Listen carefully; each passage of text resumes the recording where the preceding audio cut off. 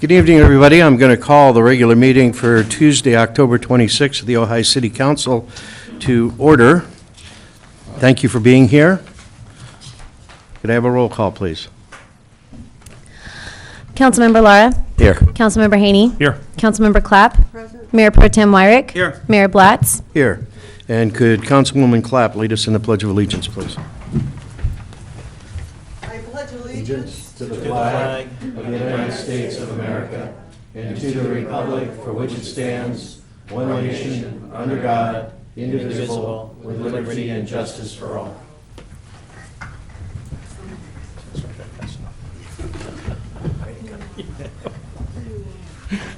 This is a time on our agenda when we take comments from the public on anything that anyone wants to talk to us about other than agenda items. So I'm going to start off. We only have 4 speakers cards, so yeah, I'd try to limit yourself to 3 minutes or less if you would. Peter LaFollette.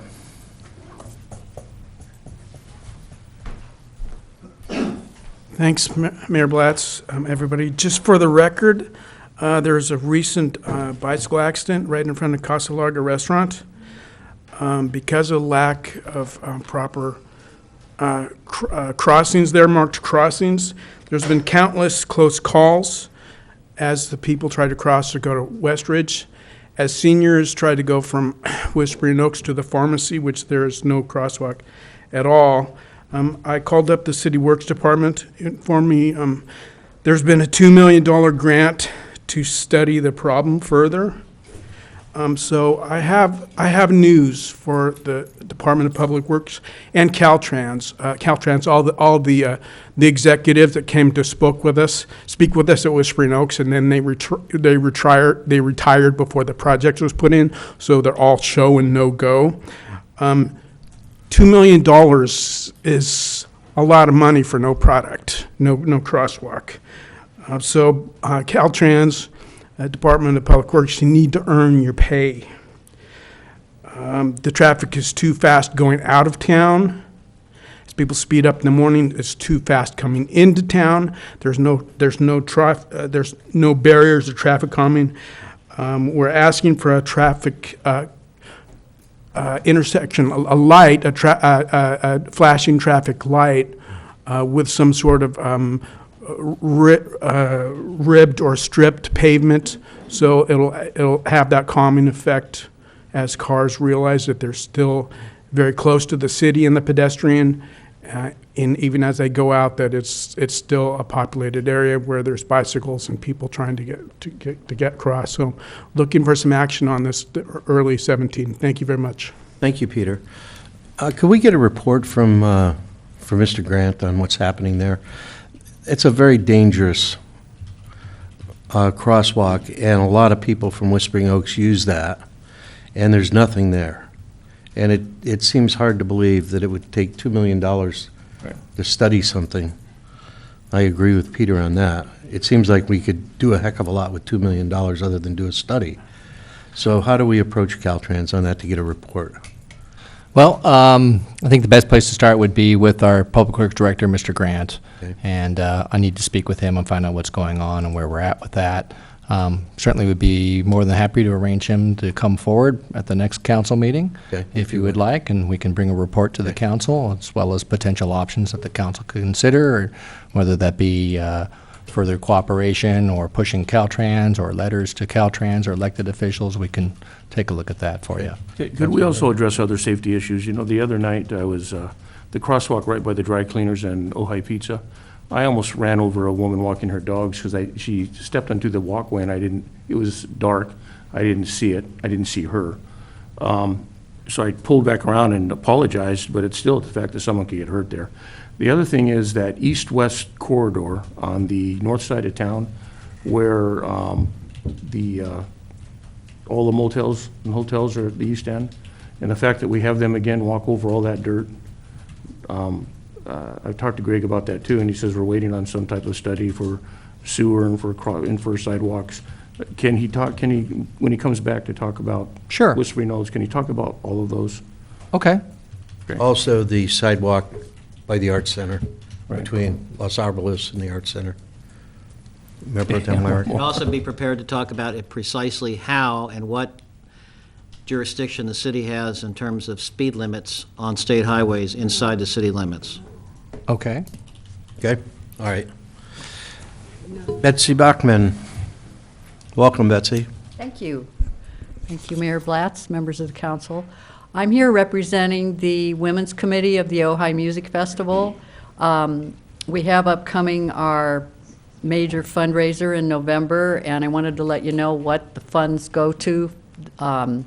We fund the Bravo Music Program, which is providing the majority of music education in the elementary schools now, as well as the music van that goes to all the elementary schools in February, and children get to try out different instruments and see what they're interested in.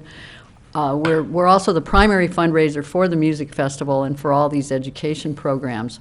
So our event is November 12th and 13th. It's the home tour with 4 really exciting homes, historic homes. There's the Libby House again, which has been redone and has different owners now. There's also a home that's a Spanish Revival home on El Toro, a former Forest Service home that's up on Ladera, and a home that used to be owned by Loretta Young. And then the marketplace we have at Matilaha Junior High, which is going to have about 45 vendors selling all sorts of great things for your Christmas shopping. I also want to, or holiday, whatever, for yourself too. I want to introduce Stella Day and Magda Perkins, who are the co-chairs of the home tour. Welcome. And we're really hoping you'll all come out and that you'll tell your friends, and it's for music in the schools, so it's a Great. really important thing. Thank you very much. Thank you very much. We have invitations.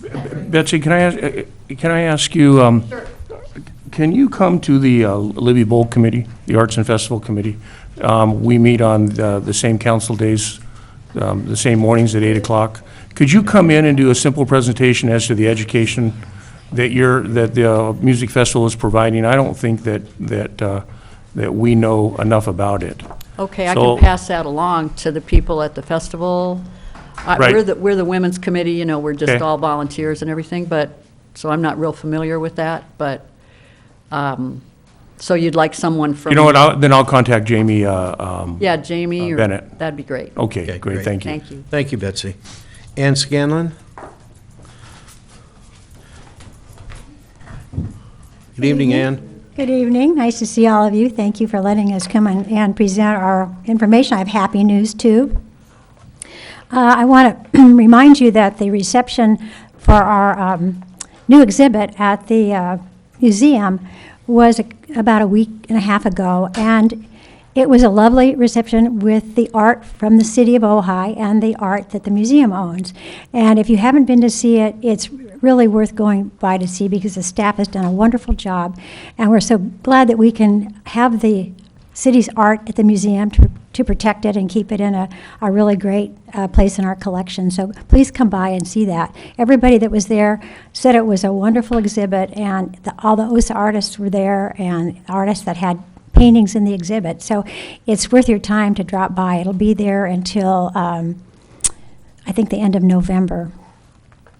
Another event, it's really the first event to start our 50th anniversary celebration, and that's going to be this Sunday. It's going to be at the Ojai Vineyard on Montgomery Street from 6 to 8, and it's $50 a person, and there will be wine tasting and hors d'oeuvres, and there will be a 50-50 raffle and a special guest and a short presentation and music.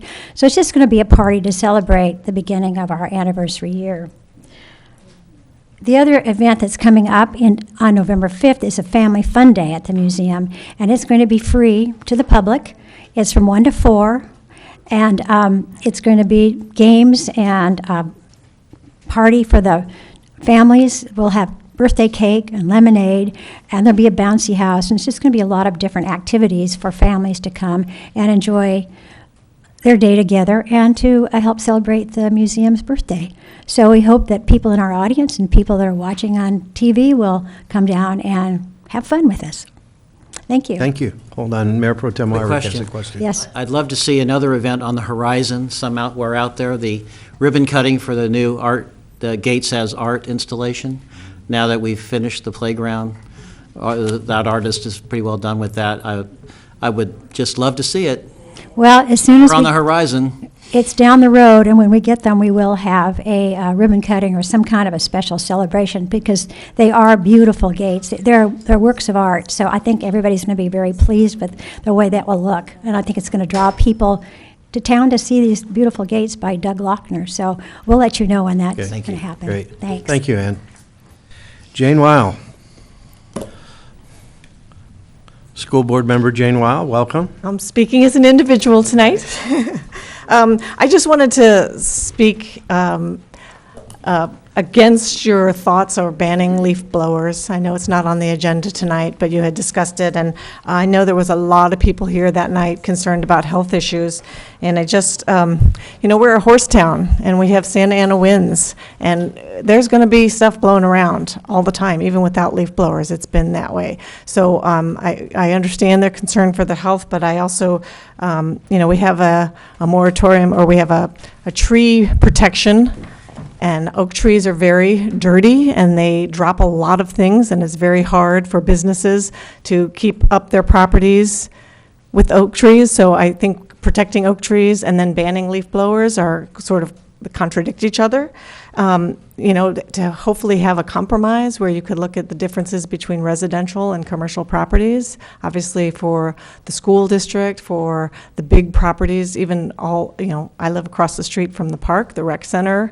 The city uses leaf blowers, and that would really affect those things. Maybe a compromise would be certain days of the week. So if you did have asthma, you would know, keep your windows closed on Tuesdays and Saturdays, because those are the days when the commercial businesses are allowed to use the leaf blowers. Or just, I'm hoping for some sort of a compromise, because I think for businesses, it's really going to be difficult, I think. Or maybe you can compromise on the size. Like if your lot is under this amount, you can't use leaf blowers. So most people's lots are small, and that would bring down the amount of dust. So Yeah. just hoping for a compromise. Thank you. Thank you, Jane. I don't have any other speakers cards for public comment. Anyone else wanting to address us? Yes, Susan. Oh, I just wanted to comment on that Randy Haney brought up, that to look at the whole of Ojai Avenue, and I think that's a good idea. That's definitely one of the big concerns, the very end of Ojai Avenue, where the business center is, that crosswalk. People say they've almost been hit there, especially when the sun is setting and the drivers can't see them. But on that same note, I've been riding with the kids for the last 3 weeks, 3 mornings a week, on the bike train. So I've become very familiar with that little window of time from 6:45 to 8:15, when the children and the peak hour traffic converge.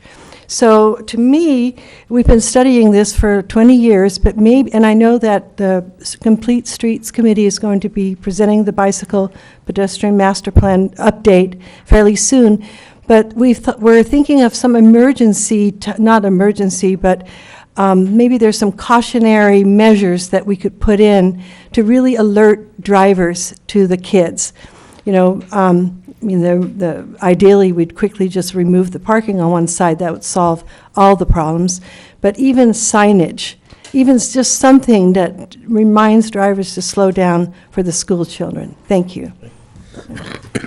Thank you, Susan. Anyone else wanting to address us? Yeah. Deborah? Thank you, Mayor Blatz. Council members, Deborah Pendry, representing the Ojai Valley Green Coalition. If there's any room left on your dance card with all the great activities in our community, we've got a couple for you.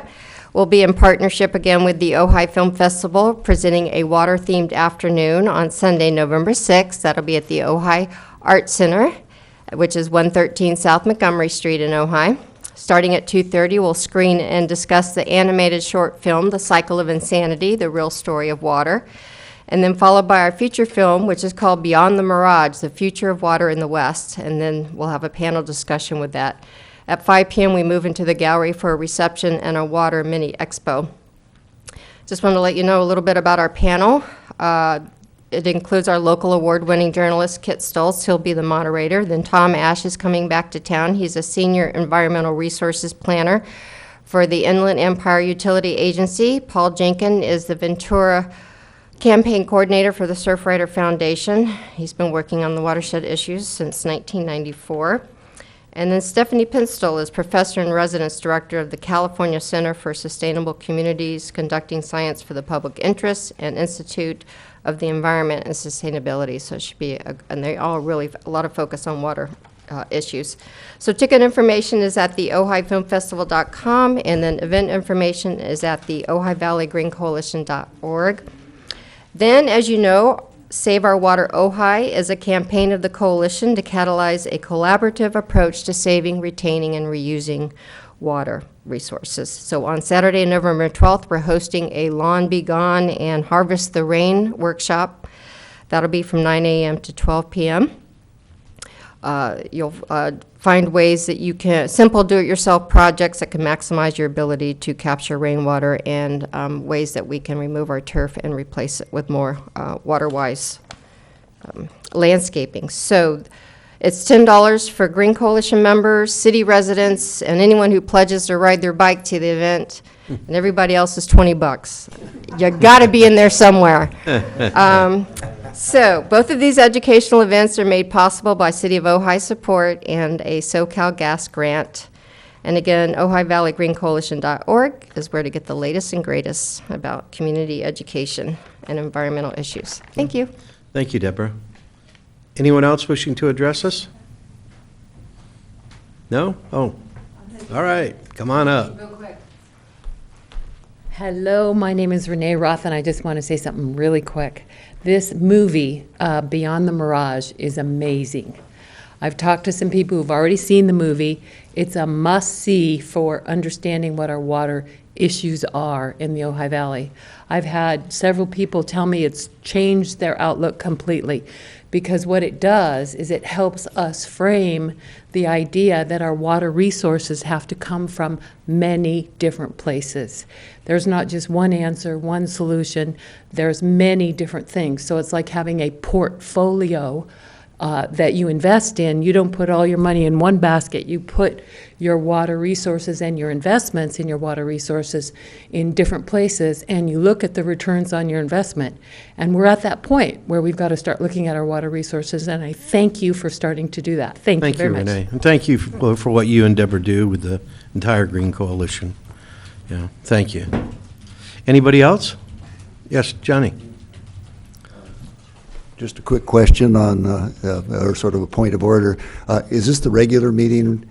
Yes. Okay, the special meeting was lightning fast at Lightning quarter till? fast. Yes. Okay, I'll talk to you later about it. Thank you. Uh-huh. Anybody else wishing to address us? No? Okay, I'll bring it back to council. Council presentations or reports. Who wants to start? I could start, Mayor Blatz. I just wanted to also reiterate what Souza said about the Bike Coalition putting on the Bikes to School for Topa Topa.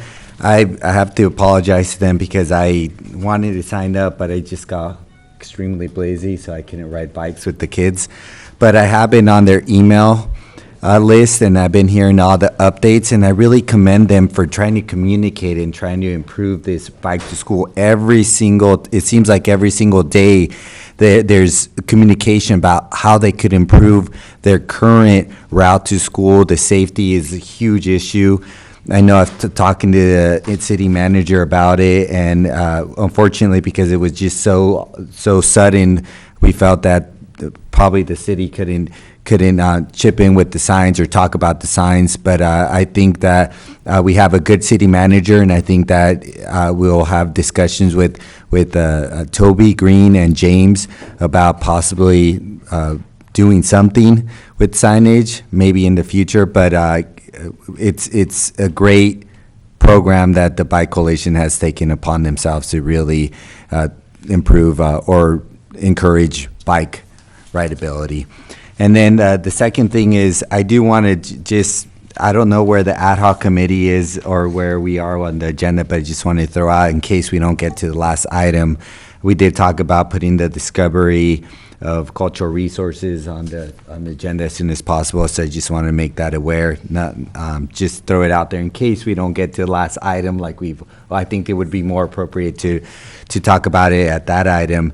And I couldn't attend the Cultural Resource Committee because I was at a forum, so I can't update you on that, but I did read the minutes, and it looked like there's a lot of progress in terms of updating and developing a flow chart, what I read about the minutes, and then talking about potential exemptions as I read in the minutes. So I'm glad that we've been moving along, and it seems like there's been progress.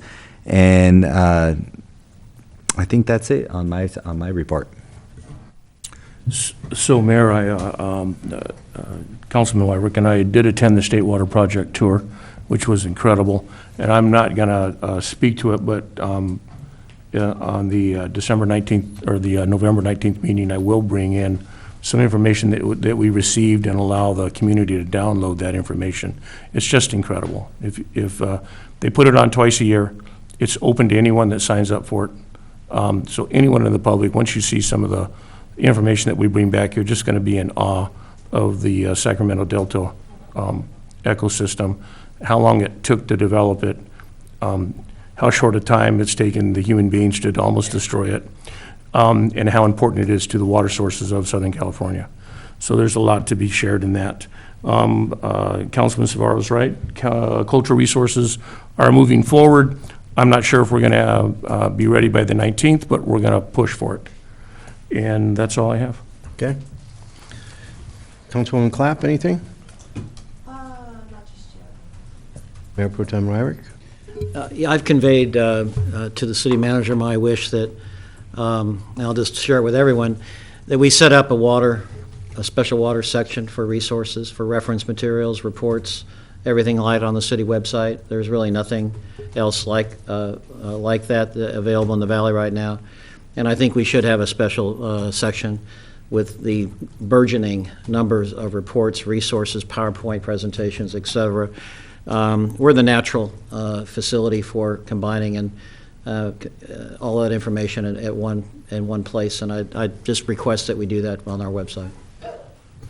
Sure, I'd be more than happy to facilitate that. I would need a little help identifying those items that you would like to have listed, as I'm not sure I have all that You together. sure you want to so- ask for everything right now? or- Well, how about we start We'll have with no problem bite-sized filling up the chunks? content. Okay. We could actually meet with you, because again, all the information that we've been providing so far Okay. on the first meeting of the month should be on our website. Okay, yeah, that would help. I want to make sure I've got that clear.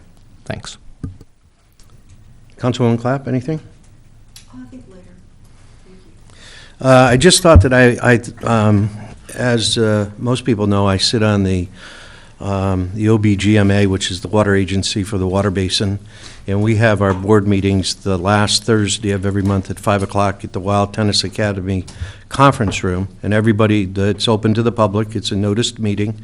We go through public comment and go through agenda items where everybody's welcome to talk.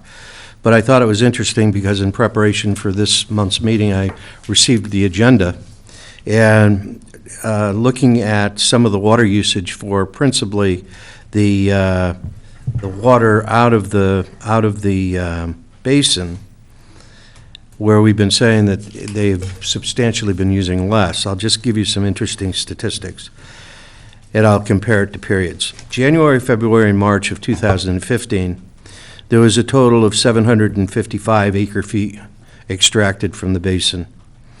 January, February, March of 2016, there was a total of 554 acre-feet extracted from the basin.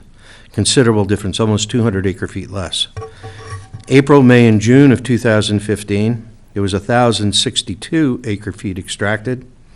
And the same period, April, May, and June of 2016, 865 acre-feet. And then the July, August, and September of 2015, there was 1,035 acre-feet extracted, and at the same period of time, for July, August, September 2016, 871 acre-feet. So that gives us a total for 10/1/14 to 9/30/15. That period, 12-month period, was 3,620 acre-feet, as opposed to the same period, 10/1/15 to 9/30/16, of 2,372. So as you can see, there's been a heck of a lot of water less being extracted, and that's for two reasons. One is agriculture is doing a pretty good job not extracting water, but some of the wells that could extract water when the basin was higher no longer can extract water. So it's not exactly the fact that we're conserving, but there is a lot less water coming out of the basin. And the basin, as of last month's meeting, was at somewhere between 40 and 41%. Mayor Blatz, Yes. are they reporting what wells are no longer extracting water? Well, they're not sure because there's supposed to be meters on every well. There are annual requirements that they read their meters and send them in. But there's no formal report on which wells are no longer extracting water. At Thursday's meeting, I'm going to suggest that we do a survey because I believe that every well is supposed to have a meter. And in this packet, the water bill permit application and the requirements for meters and the fact that the permits are issued by the county. And sometimes we don't always get the information at the Basin Management Agency. But I'm going to require that as we get further into this drought, that we go around and assure that all of the wells have meters on them. And if they don't have meters on them, there's a process in the bylaws that those well operators can be fined. Okay. And this agenda's welcome. It's available to anybody that wants it. It's on the website as well. That's all I had. Okay. Councilwoman Clapp, anything yet? Yeah. I've been thinking a lot about this potential partnership with the city of Ventura, basically our water partner, and the possibility of hooking up to the California Water Project to import water. And I just want to know, are we certain that the water that we would potentially be importing is it damaging another bioregion in a way that we would object to here if we were having our water taken from us?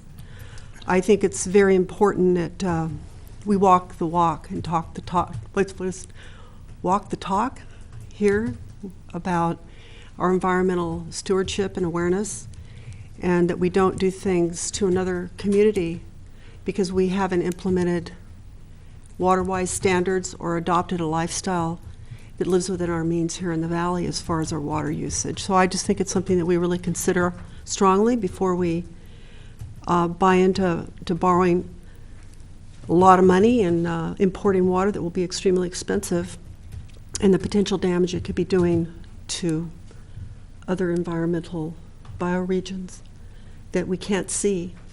And it's easy to, when you can't see something, not realize what you're doing. And one of the classic examples of that is the Owens River Valley was destroyed, Mono Lake was destroyed through extracting water and taking it away from its bioregion to support the southern part of the state. Thank you. Okay, thank you. Anything else? All right, moving on to the consent calendar. Any items that want to be removed? And also, I have a speaker. John, was this for this? Okay. I also have, I'm not sure, Miles, is Miles in the audience? Yeah. On the agenda item, it looks like it's 3:1. 3.1, yeah, just it was one of the agenda items, it was about swimming pools. Oh, okay. I just didn't know whether it was item 3 and item 1, because we're at item 1. Okay, when we get to item 3, I'll call you up. Okay. All right, the consent calendar. Anybody want to remove any of the items? Mayor Blatz, I'd like to remove items C, D, and E for a separate approving motion. Okay. Anybody else? Okay, I'll entertain a motion on items A and B. I'll move to approve items A, B. I'll second. Okay, roll call, please. And start with Mayor Pro Tem Mayor Water. Pro Tem Wyrick? Yes. Councilmember Clapp? Yes. Councilmember Lara? Yes. Councilmember Haney? Yes. Mayor Blatz? Yes. All right, Mayor Pro Tem Wyrick, item C. I'd like to move to approve items C, D, and E for this meeting on the condition that future written reports of receipts, disbursements, and fund balances have the signature approval of the city treasurer and are the city treasurer's designee in compliance with state statute 41004 and or 41007. Is there a second on that? I'll second. Okay, for purposes of and- discussion, and I'll get to you. It seems to me that that was one of the things that we brought up at some point in time when we were doing the budget, and we were talking about the city treasurer and investments, that the city treasurer was to sign off on these reports when we got them. Now, that may have been before your time, I don't remember, Steve. But I do recall that we had asked that that be done, and then this time they came back and they hadn't been signed off by Mr. Raines. So I think it's really important. The city treasurer is kind of a stopgap for us to realize that he's looked at the investments, even though he's not necessarily doing all of the investing. I think it's important that our treasurer, who's an elected official and accountable to the people, signs off on it. If that's the will of the council, and obviously to be compliant with state code, we'll make sure that happens in the future. Okay, thank you. Roll call, please. Start it wherever you'd like. Councilmember Haney, Yes. Councilmember Lara, Yes. Councilmember Clapp, Yes. Mayor Pro Tem Wyrick, Yes. Mayor Blatz. Yes.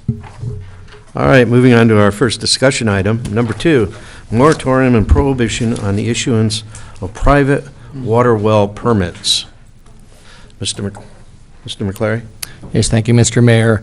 This item is on as a consideration for a moratorium and prohibition on the issuance of private water well permits.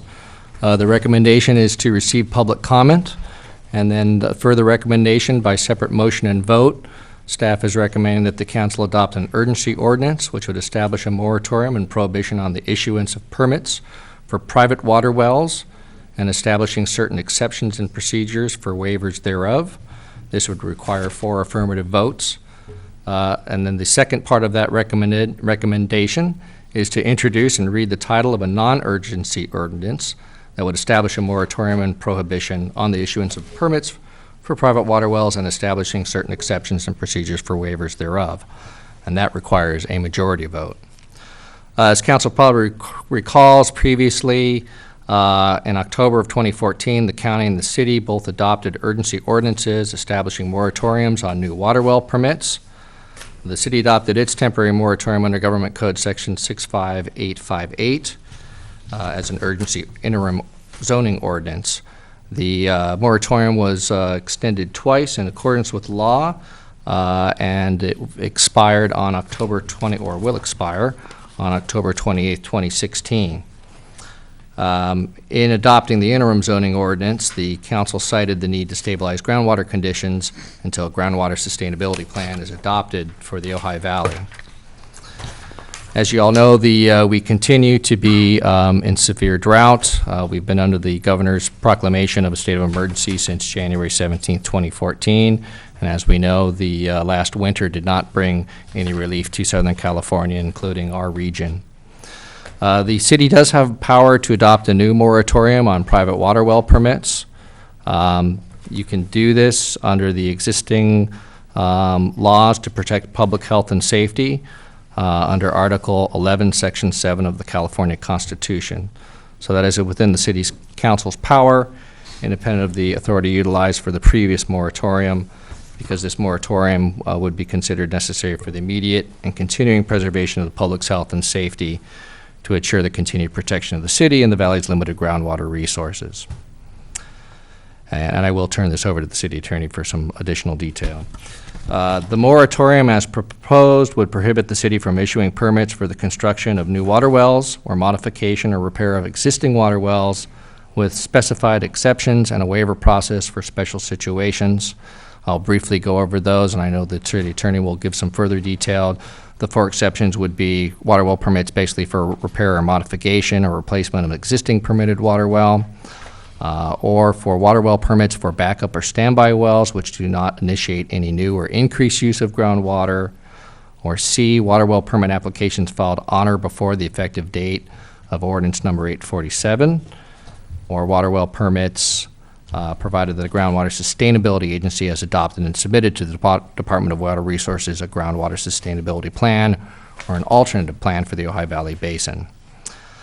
Further, the ordinance would include a waiver provision that allows for council, after a notice public hearing, to consider on a case-by-case basis an application for a waiver if there are special circumstances or exceptional characteristics of the real property and proposed groundwater well which do not apply generally to comparable real property. And the other option would be that strict application of the water well prohibition as applies to the real property or its groundwater conditions would result in practical difficulties or unnecessary hardships. That's it in a nutshell. The moratorium is proposed to continue in place until either Groundwater Sustainability Agency adopts and submits to the state a groundwater sustainability plan or an alternate plan for the Ojai Valley Basin pursuant to the Water Code, or until the City Council takes further action. I would turn it over to the City Attorney for the remainder of the staff report. All right, Mr. Summers? Thank you, Mayor. Mr. McCleary. Just a couple of further points. This is proposed for adoption under the city's police power and not as another government code section 65858 moratorium, because the water well sections that are being suspended are in Title 7, not Title 10, not in the zoning code. So there's no need to use a 65858 moratorium, which is how you can modify or suspend zoning ordinances on a temporary basis. Thus, this isn't subject to the 2-year limit, and the city has the power to proceed forward. It's also proposed as an urgency ordinance in order to deal with the reality that the current moratorium will expire on October 28th, in 3 days. And thus, an urgency ordinance is proposed that requires a 4/5 adoption, and if adopted by that 4/5 vote, takes effect immediately. In order to ensure that the urgency findings need only be relied on for a limited period of time, we've also drafted and presented to you the same ordinance but separate that is non-urgency and to be considered and adopted by straight majority vote for first reading tonight, followed by second reading at your next meeting. That ordinance, once it takes effect, will, by its own terms, repeal the urgency ordinance so that we're only relying on the urgency findings for the gap period of time between now and the effective date after second reading of the non-urgency ordinance. This is our standard approach when we do an urgency ordinance in order to resolve a short time gap, but we have time to replace that going forward. And I'm available for any questions. So the fact that the existing legislation ends in 3 days, the action we take tonight will cover us the minute that the existing legislation ends, correct? Yes. All right. All right, any questions by the council? I do. Yes. Mayor Blatz, remember last time we adopted this moratorium, we did do it with the assumption that OBGMA was going to get standards from the state in order to develop the sustainability plan. Do we have any updates on when the state will do that, or? My understanding is that OBGMA continues to be in process with that and working with the state. I don't have a timeline on that. By The law, mayor it may have has, more. by law, it has to be done by January 1st. So, but the, I believe the OBGMA will have it done sooner than that, because there's a way of being able to show the state that you currently have a sustainability plan without having to go back and creating a new one. Mhm. But by law, it's January 1st. And my recollection of this also being on the liaison for a very short time, or the alternate, was that they already had a pretty advanced plan. It's just that the regulation had to come down and with complying with state law would have given that meat to be able to enforce their plan. That's correct. Okay. And to add to that point, if OBGMA is successful in that desired timeline and adopts their groundwater sustainability plan or alternative groundwater sustainability plan, then new water well permits will be permissible unless the council takes further action. Okay. Any other comments before I get comments from the public? All right, this is a discussion item. I do not have any discussion cards or items that people want to discuss. Anybody wanting to address us? I saw one hand. Did I answer the question, or? Okay, thank you. Anybody wanting to talk about it? No? Okay. Then I'll bring it back to council for a motion. Oh, did you want to talk, Johnny? Why not? Only to encourage you to support it. I think it's great. Okay, thank you. Mr. Mayor, Yes. I move to adopt an emergency ordinance establishing a moratorium and prohibition of an issuance of permits for private water wells and establishing certain exceptions and procedures for waivers thereof, and introduce and read the title of a non-urgency ordinance establishing a moratorium and a prohibition on the issuance of permits for private wells, water wells, and establishing certain exceptions and procedures for waivers thereof. Okay, second, anybody? I recommend that it be done in two separate motions, Okay. given the two different. Break it into two motions? Yeah, the first one, then the second Okay. one. Thank you. So we'll do it that way. Okay, so we have a You motion on the restate, first correct? part of it. Do I need to restate? I think you can just state that your intention is that it be. Okay, my intention is to break into two different Yes. motions. Second. Okay. Any further discussion? Yes. Oh, Go ahead. um, I have a comment on wording, but go ahead. well, go ahead. Right. Just from the standpoint of wording, I was wondering if my colleagues would be receptive of looking at the wording in 1, 2, 3, 4, 5, 6, the 7th and 8th whereas. 2-5. On 2-5, whereas the second to last whereas just talks about Lake Casitas, and Lake Casitas is only approximately 36% full, and expected to drop below 30% during the 2017 water year. I think we should add, and the OBGMA aquifer is also less than 40% full, just for the record, because our water comes from the aquifer actually more than from the lake. And second, in the last whereas, I don't think it's actually factually correct to call the Casitas Municipal Water District the principal, it's the principal wholesale water supplier, that's true, but that might confuse some people to think it's also the principal water supplier. And I was wondering if we would just delete that phrase, the principal wholesale water supplier for the city, and just say the Casitas Water District, take out that whole parenthetical phrase and just have it state, the Casitas Municipal Water District imposed Stage 3 water conservation restrictions. I'm suggesting that wording change as a friendly amendment. Well, I would just say unless there's if Mr. Summers thinks there's some problem with omitting that, I don't see any legal issue with those two changes. I'm fine with it. Okay. Do you wish to amend your motion? Sure, I'll amend it. And Okay. Okay, but yes, it's amended, we need yes, to it's second am- it. yes, and Yeah. I'll second. All right, also. now Okay. further discussion on this motion. On page 2-3, the second to last paragraph, just before fiscal impact, I should say, the moratorium is proposed to continue in place until either a groundwater sustainability agency adopts and it submits to the Department of Water Resources a groundwater sustainability plan or alternative plan for the Ojai Valley Basin pursuant to Water Code Section 10727 and 10733.3, or the city council takes further action.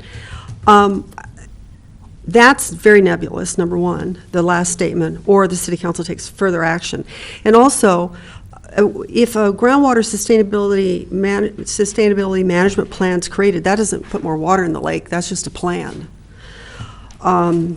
I think it should state that the moratorium remains in place until such time as there is adequate water supply to remove water restrictions on the current population, and the lake is at a level that's considered, and I wouldn't know what the lake would be considered at a adequate level to take us off of a drought status, and also the basin itself recovers.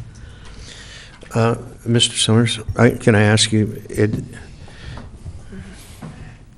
it seems as though if we don't tie it to the sustainability plan or the alternate plan, is there an issue with that because there's certain rights to water that people have? I mean, we can't be arbitrary about just saying, we're not going to let you drill a well. At the moment, because the water levels are so low in both the lake and the aquifer, I think the city has the power to impose this well ban and to make the suggested changes. In other words, to make it last. I think you can make it last. either until you take further action or until a trigger that is set is the lake reaches a high enough level, the aquifer reaches a high enough level. Would that include both the emergency action we're taking tonight and the long-term action? Yeah, if you make a change to one, make a change to both. Okay. Mr. Mayor, to Yes. clarify, I think also having the sustainability plan in place as well shouldn't be omitted. I'm saying, I apologize if I was unclear. I think that saying until the city takes further action, it's just not protecting the users here or our environment here. It doesn't guarantee that, the sustainability plan doesn't guarantee that we've got water again. How about if you just took the "or" out and put "and" there? And, We Yes. have the sustainability plan and the And. city council takes further action. and the lake and the aquifer are at a level which removes us from drought restrictions. Can I comment on that? Yes, Randy. Betsy, as much as I agree with you on what you're trying to do, I think we're mixing these two issues, and I think they're two separate issues. I think the lake by itself is an issue in itself and how it's filled.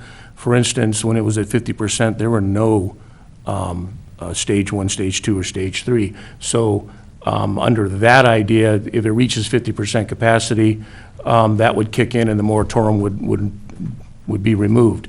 I'd like to see the lake and its water issues separate from the groundwater issues. And the reason I say that is I have talked to Roger Essex at OBGMA, and their opinion is the aquifer is perfect. It's exactly where it's supposed to be, and it's doing exactly what it needs to do. So again, I don't agree with that statement, but I would like to see us look at this well moratorium as a well as wells that are affecting the aquifer, because there are no wells technically that are affecting the lake. The lake is a different entity all in itself. That's all. But I do agree with what you're trying to achieve. I would just like to see us seriously dive into the aquifer, and along with that, figure out how we can set up a joint session with OBGMA actually here to discuss the conditions of the aquifer and where they are in the sustainability plan and what the sustainability plan will achieve for the community of Ojai. I'm agreeable to removing the lake from the quotient and just having it be the aquifer itself.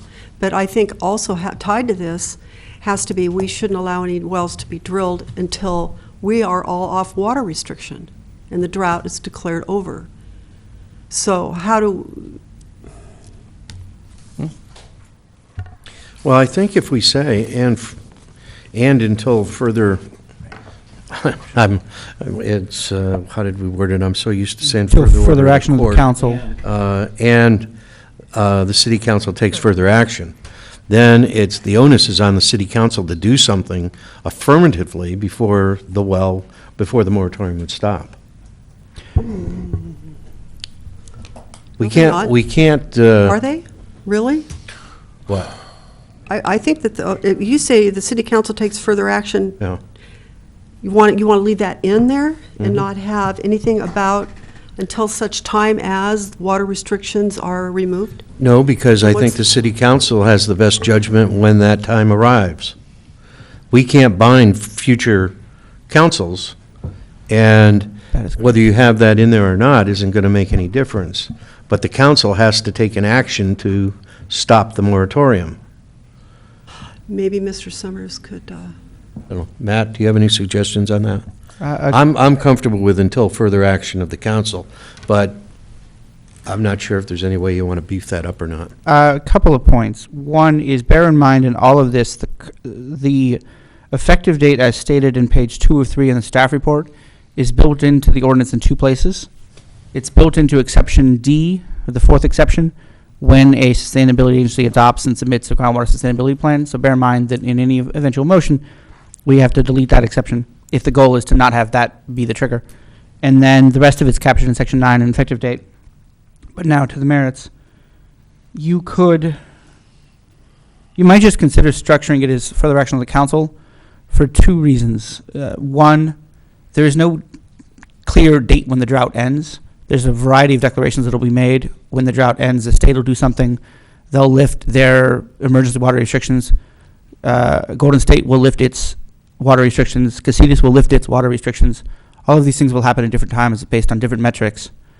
And tying it to those means the council, to some extent, is tied to those. Although, as the mayor rightly noted, this council can't bind future councils, which means any council can always override anything another council did.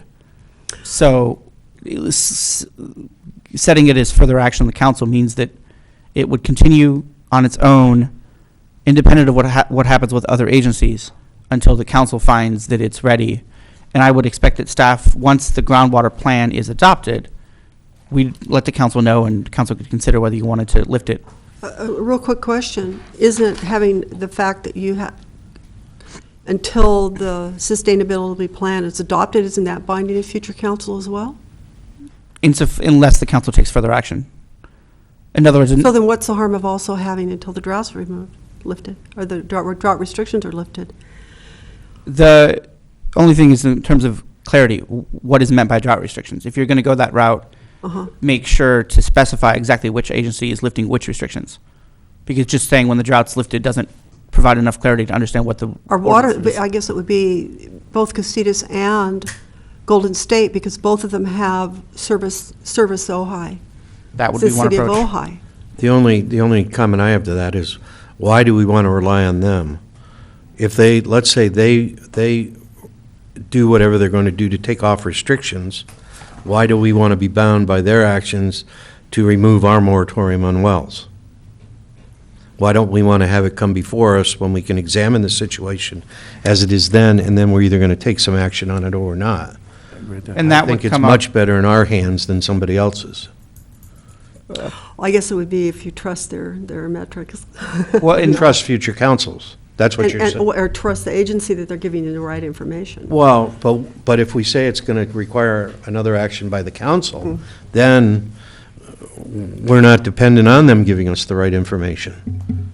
A point to bear in mind would be that if, let's say those two agencies decided lift the restrictions earlier than the council would feel is appropriate, then the council would have to take action to put it back in place, and it may be harder or much more difficult to justifiably make the findings at that point, as the drought won't be as bad, versus if you leave it as further action, it continues until the council does something.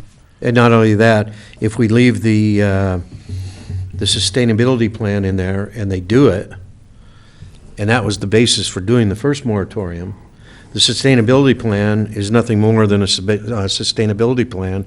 It's certainly not going to generate any more water. And I don't think we as a council want to be tied to that sustainability plan to lift the moratorium. I'm comfortable.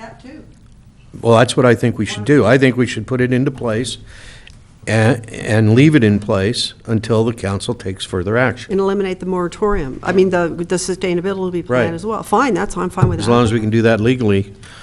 Yes, I think you Okay. could do that, and the vehicle to do that would be to, on page 2 of 8, delete, and its corresponding section in the You're talking about section non-urgency 4, Part ordinance. D, right? Yeah, section 4, Part D, delete the exception for when a basin agency adopts a groundwater sustainability plan.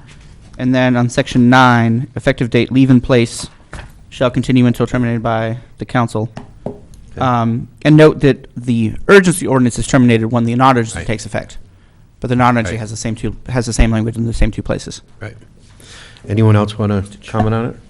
Well, my only comment is, I mean, you said it right, Mayor Blatz, is the first reason why we decided to adopt this moratorium was because of the sustainability plan, because it gives the OBGMA some tools to enforce. And so I think by taking that plan off, are we saying that we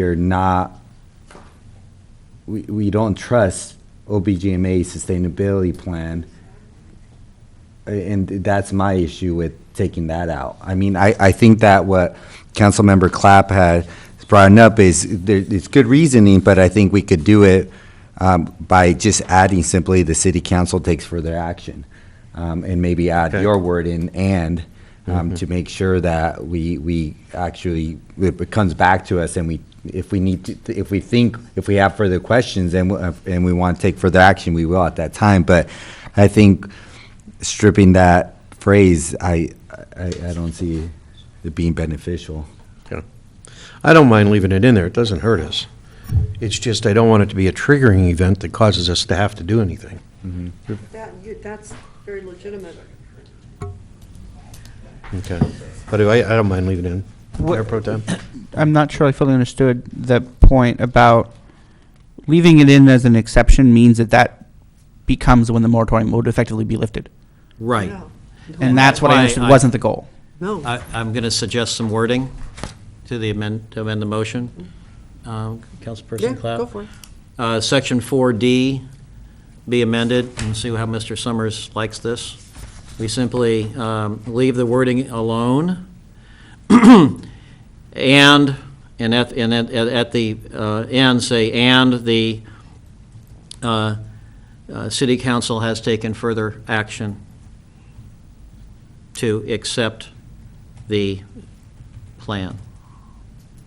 Just taking further action. You don't have the power to accept or reject Okay, and the then plan. just say, and has taken further action. Just simply add the words, and has taken further action. In other words, that if they submit the plan, we have to look at it and say that we're okay with lifting the moratorium before it's lifted. I'm with Mayor Blatz. I don't want that to trigger us to have to do anything, because the plan does not mean there's water. Well, I think it should be. Well, what I'm saying is that we would have to be, the council majority would have to be convinced that it's okay to lift the moratorium before the moratorium's lifted. There's no automatic trigger. There would be if we had the sustainability plan. Not if we add verbiage the in. words, and the council has taken further action. But and at that point, it has triggered it. We then have to take action, correct? As soon as it's. No, this is an exception. So the exception would only be if the council has taken further action. Oh, all right, then put if. No, well, since it's listed as an exception, Mr. Summers, is that correct? Yes. Since it's listed as an Yeah, I see what you're exception, saying, yeah. the words "and city council has taken further action" means that unless the council takes action, there is no lifting of the moratorium. That's correct. Okay. What do you think, Mr. Blatz?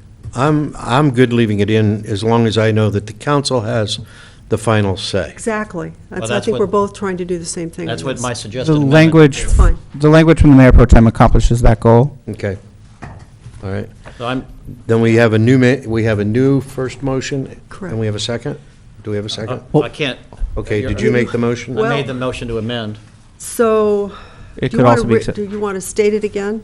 I think it might be useful to Yeah. restate the motion. Okay, adopt an urgency ordinance establishing a moratorium and prohibition on issuance of permits for private water wells and establishing certain exceptions and procedures for waivers thereof, with the amendment on Section 4D, the addition of and direction by council. And council takes further action. Right, or your council takes further action is fine, either way. Okay, you got it?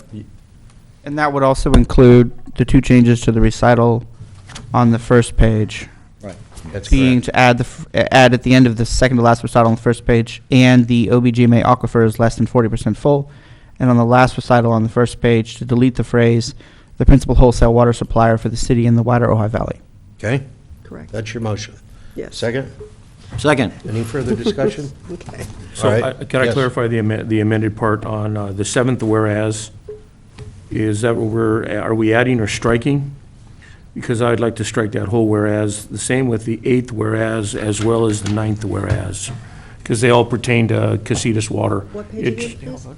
So, 2 of 5, the seventh whereas and the eighth whereas pertain to the Casitas lake water levels, and like I said, I'd like to keep them separate and act on those in their own, on the environment. So 7, 8, and 9 are all related to Lake Casitas, which have nothing to do with the aquifer and OBGMA and any of the water issues that we're talking to regarding wells. That's all I'm saying. I think it would be cleaner. Are you Any willing to comments do by that? the council?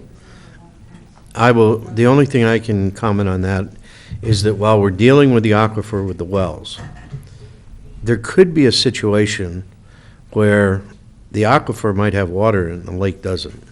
Or vice versa. And therefore, the amount of water in the lake could substantially affect the decision as to whether or Absolutely. not we're going to lift the moratorium on the wells. That's the only comment I have and why I don't think it hurts to leave it in there. Okay. Okay? All right, that's fine. All right. Mr. Mayor, I agree. Okay. All right, then we have a motion, we have a second. Any further discussion? No? Roll call, please. Random. Go for it. Councilmember Laura? Yes. Councilmember Clapp? Yes. Mayor Pro Tem Wyrick? Yes. Councilmember Haney? Yes. Mayor Blatz? Yes. All right, now we'll take up that second part of the motion in item number 2, which has to do with the long term. I was going to suggest we make the same motion with the same Absolutely. wording. Introduce and read the title of a non-urgency ordinance establishing a moratorium and prohibition on the issuance of permits for private water wells and establishing certain exceptions and procedures for waivers thereof. But it's on a different page because it's a different one. I can speak to those. Same amendments. Yes. The same amendments that would be on the bottom of the first page of this, page 2-12, the seventh whereas, add the phrase, and the OBGMA aquifer is less than 40% full.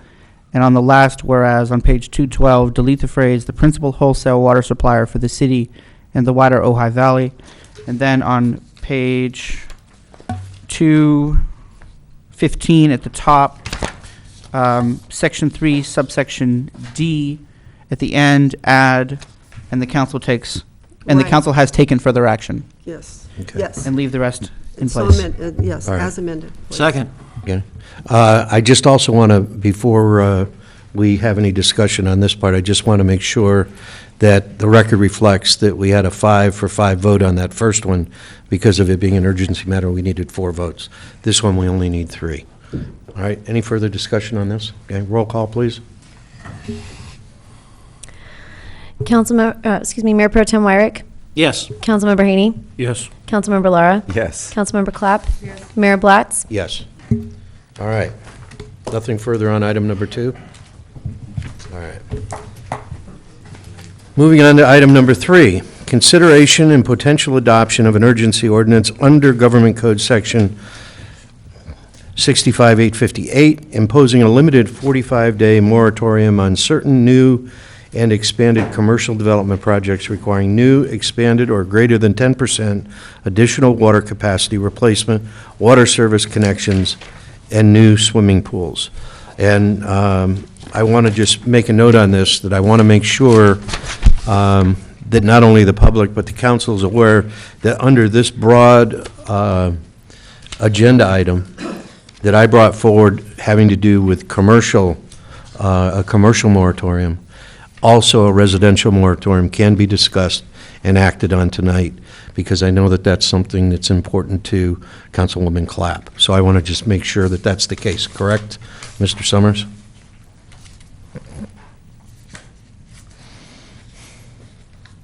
Yes, because, sorry. Yes, that would be within the power on tonight's item, in part because the item was noted in option 2, modify as desired.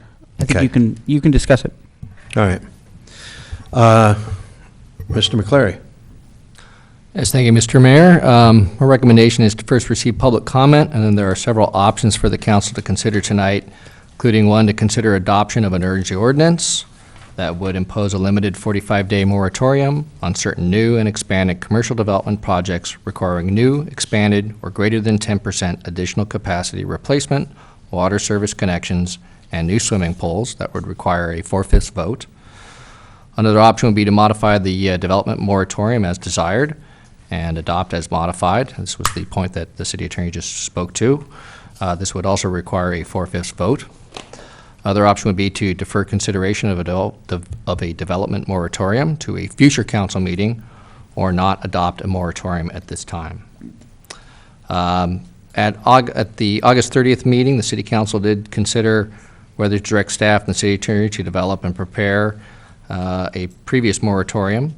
The council directed the city to prepare an urgency ordinance under Government Code Section 65858 for council's consideration to impose a limited 45-day moratorium. That was brought to the City Council on September 13th. Council also directed the city attorney instead to prepare a range of options for potential water conservation development standards that would reduce the demand for water generated by new development, and that was brought back at the September 27th meeting. At the September 13th meeting, the council did not vote in favor of the proposed limited moratorium. The issue was brought up at the October 11th meeting, but was not on the agenda. It could not be considered. The mayor asked that the item be put on the agenda tonight. So again, the council does have the option if they want to adopt the urgency ordinance by 4/5 vote. And the city attorney is prepared to answer any questions that you may have. And just Anything else you'd like to add, Mr. Summers? Any questions by council? No? I have one point to add, if I may. Thank you, Mr. Mayor. In contrast with the previous moratorium, this one has to be done under Government Code Section 65858 because the proposal is to suspend various portions of the zoning code. Hence, it must be done under this approach. We can't just do an urgency ordinance, which also means that the initial adoption could only be effective for 45 days, then requires a notice public hearing for extension of up to 10 months, 15 days, then requires a further notice public hearing and extension up to 1 year. The total maximum available time is 2 years, 2 extensions, 2 years. And that's distinct from the previous moratorium because the city was suspending portions not in the zoning code. The zoning code is subject to different rules. Okay. And I'm available for any further questions. Yeah. Mayor Blatz, I have a question in regards to the government code that you just mentioned, Mr. Summers. If we were to adopt a moratorium tonight, in the future, say 3-4 years, could we adopt a moratorium to this code again? You can if you have at least a year's gap in between. A year gap? And Okay. a different reason. And a different reason? Then different whereas or? In other words, or let me different rephrase. finding? At least a year apart, or else a different basis for the moratorium. In other words, if you're adopting a moratorium to buy yourself more time to develop standards on X, then that's only good for the first 2 years. At the end of the 2 years, you can't suspend the same portions of the zoning code on the same basis. Even if you haven't adopted those standards yet, you still have, at that point, state law preempts it. Okay. Okay.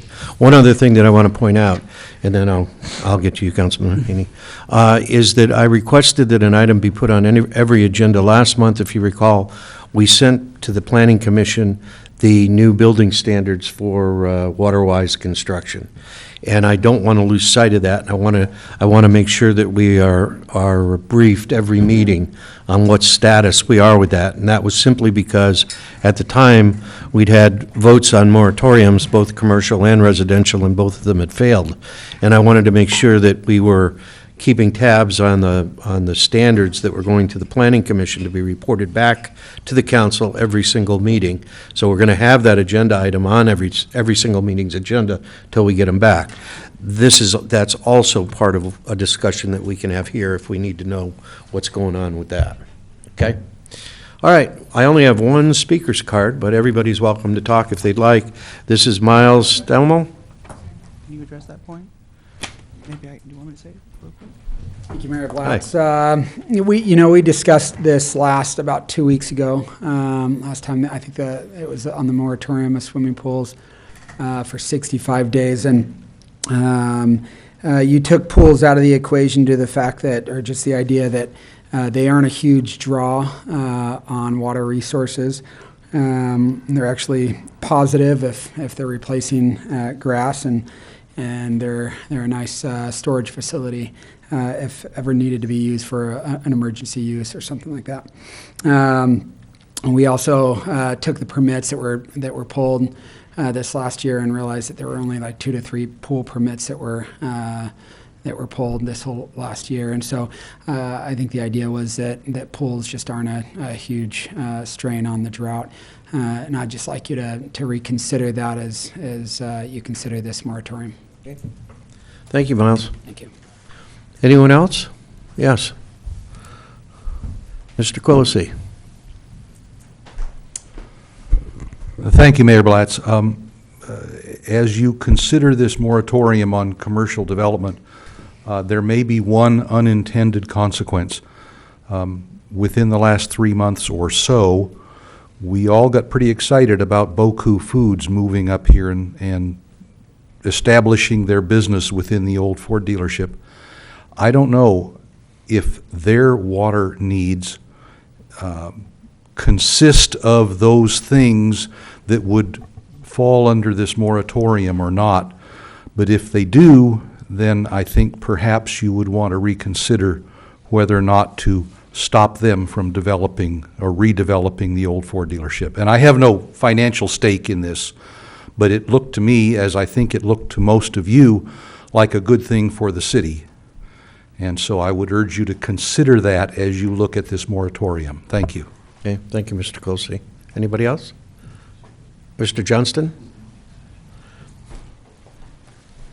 I guess first a question, well, maybe I shouldn't ask the question, but in support of what was just said with the Boku, I've had conversations with those folks, and my understanding is that there's already a meter there, and that they are not substantially changing that. So if that is true, then this would, I assume this would not interfere with that, and that would be a good thing.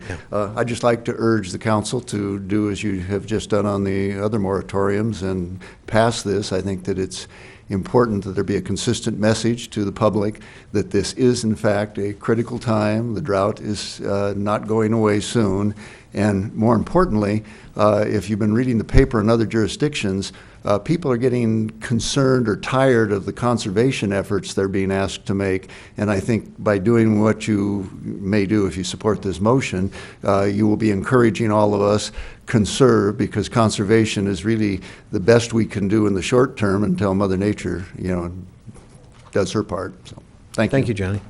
Anyone else? Yes. Hello, Mayor Blatz and members of the commission. I just want you to know that my husband and I had a house, and we built a pool, and not even thinking about the water use, had no idea about the water use. But we did put a pool cover on it, and the pool contractor that we used at the time said he didn't understand why everybody wasn't required to have a pool cover on their pool, because it makes so much sense in terms of safety and reduction in evaporation. And just so you know, I've been looking at it and trying to understand how the allocations are going to work at the state level as they go to reduce water.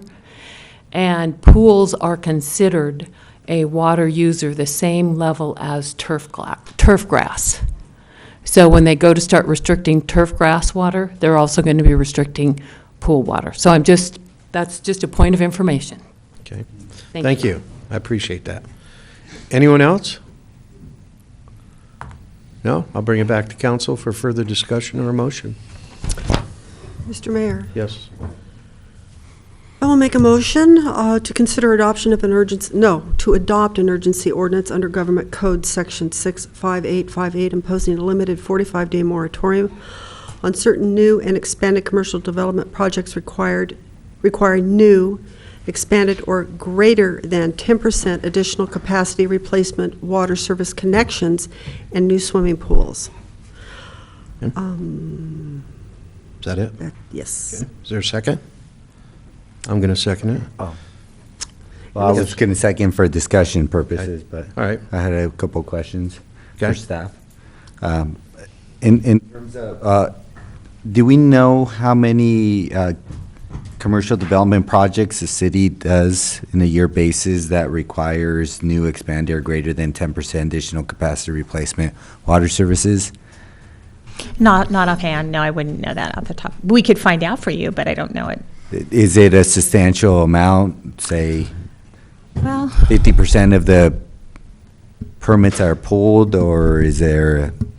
so generally speaking, most new businesses are small businesses, and they're going in and out of, multi-tenant buildings here in the city, and you can just see them when you drive by, a vacancy at the arcade or something of that nature.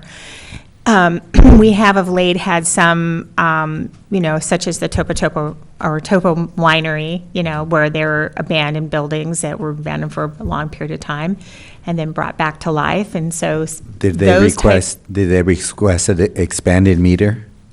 I don't know if they had an expanded meter, but they obviously had a lot of new irrigation and landscaping. I don't really know what the situation is, but obviously from the use that was there existing was nothing, Because it was a spa. Well, no, it was just, I mean, it was just vacant building. Yeah. So I don't know if it's written, Matthew, is it written to take a historic look at it, or? No, so what it's done, it's worded to test the proposal against the situation today. Mm-hmm. And it tests whether or not the development requires a new water service connection, more water service connections, or greater than 10% additional capacity replacement connection. If the proposed new development can rely on the same size connection as is presently existent, then it wouldn't be picked up by this moratorium as presently drafted. No, I definitely understand that, but I just wanted to know if there was a percentage, if we knew a number that, from previous years, that would fall into this type of development. No, because the city doesn't really get involved in the water allocated to a particular use that we get will serve letters. We're sort of at arm's length from determining those calculations. It's just not something that we track. Our involvement really comes from, asking every project to provide us with a will serve, and that will serve letter will say how many units or what capacity that they're allowed to have, or whether it has additional units. We could look at those will serve letters and find out, but obviously the way this is worded, staff would have to do some calculations and figure that out, or the applicant would have to provide us some information to tell us that they're not increasing. But some of the projects that we're definitely looking for come into the city, we're looking at, some of the ones we've talked to just recently is, 510 East Ojai, also another building that's been vacant I'm for not a long talking time. about future, I'm talking about the past. Oh, we're talking about that, okay. Just the past. So that's all I can think of is just, generally speaking, the bulk of businesses that come in and go in and out of the city are small businesses that are going in existing tenant spaces that are probably not using more water. People going in the arcade or somebody going down on East Ojai, they're just going in and out. So They're the majority. They're sort of retail uses, tit for tat, or maybe occasionally there's somebody going in with, a coffee shop or something, but it's still within whatever the parameters were that was originally given to that space. And one key point to bear in mind is that this, as currently drafted, doesn't pick up whether or not the proposed new business uses more water. Right. It instead picks up whether or not the proposed new business requires an additional water service connection, a new connection, or a greater than 10% replacement connection. Mhm. The reason for that is that was what was requested, although the council can change it. And also, from a administrative efficiency / clarity for the public, the council, the planning commission, and all concerned, it's easy to test whether or not a new water meter is required. It's much harder to test whether or not the proposed water usage increases over the existing water usage. That is within the city's power to do. The council can consider that at will, but consider also the complexity of the calculations involved with a proposed 45-day moratorium. Councilman Haney? So here's some simple math that might help people understand. I think the 10% is arbitrary. I don't think there's any science behind it. If you look at a 3/4 inch main line coming into your house, it's going to produce 9 gallons per minute. If you go to a 1 inch, you're going to get 12 gallons per minute. If I had a 3/4 inch line giving me 9, and I can't exceed 10%, I'm going to gain another gallon.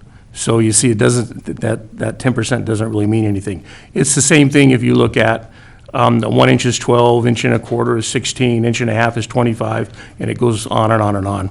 So the 10% to me doesn't necessarily mean anything. It's a nice number, Matt, but. The council is free to change that or delete it at will. And then the second thing is with the new mellow laws regarding landscaping. Golden State right now, as our water purveyor, is the one that has to account for the water usage on a site.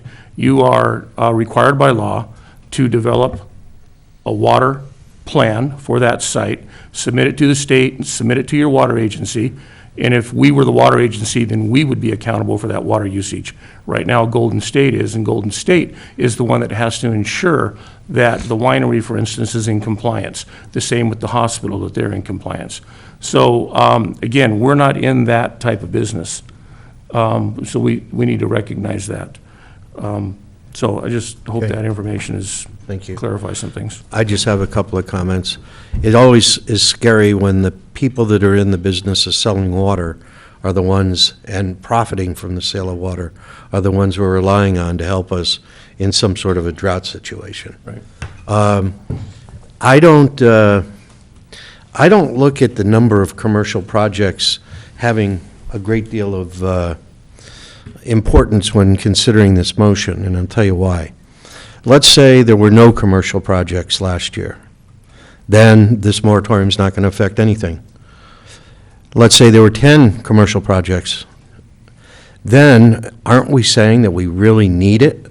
Because if we have 10 commercial projects, we need this ordinance so that these projects don't move forward, at least until we have the new standards. That's the only thing that I've been trying to pitch through this whole thing is, and I have a question. What if we had a new commercial project that, such as, let's say, the winery that has extensive irrigation, and because of that, they needed a new meter.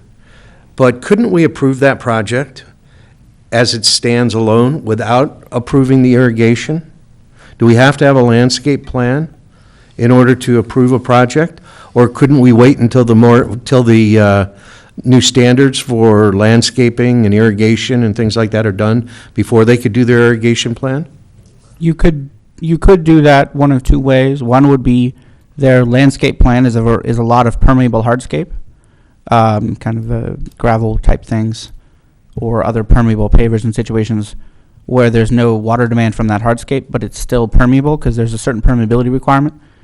The alternative would be to give them a variance from the permeability requirements and let them asphalt the whole place. The alternative would be to do it in 2 stages, gravel for now, and then allow them to apply later for a landscape plan to do landscaping when the drought is in a better situation and or we have our revised water-wise development standards in place. Okay. And some of it's going to be very fact-specific, of course. Well, my hope is that we're going to get these building standards back quickly. I think that the fastest, as we talked about last time, about the fastest procedurally we could get it back to us was sometime in January.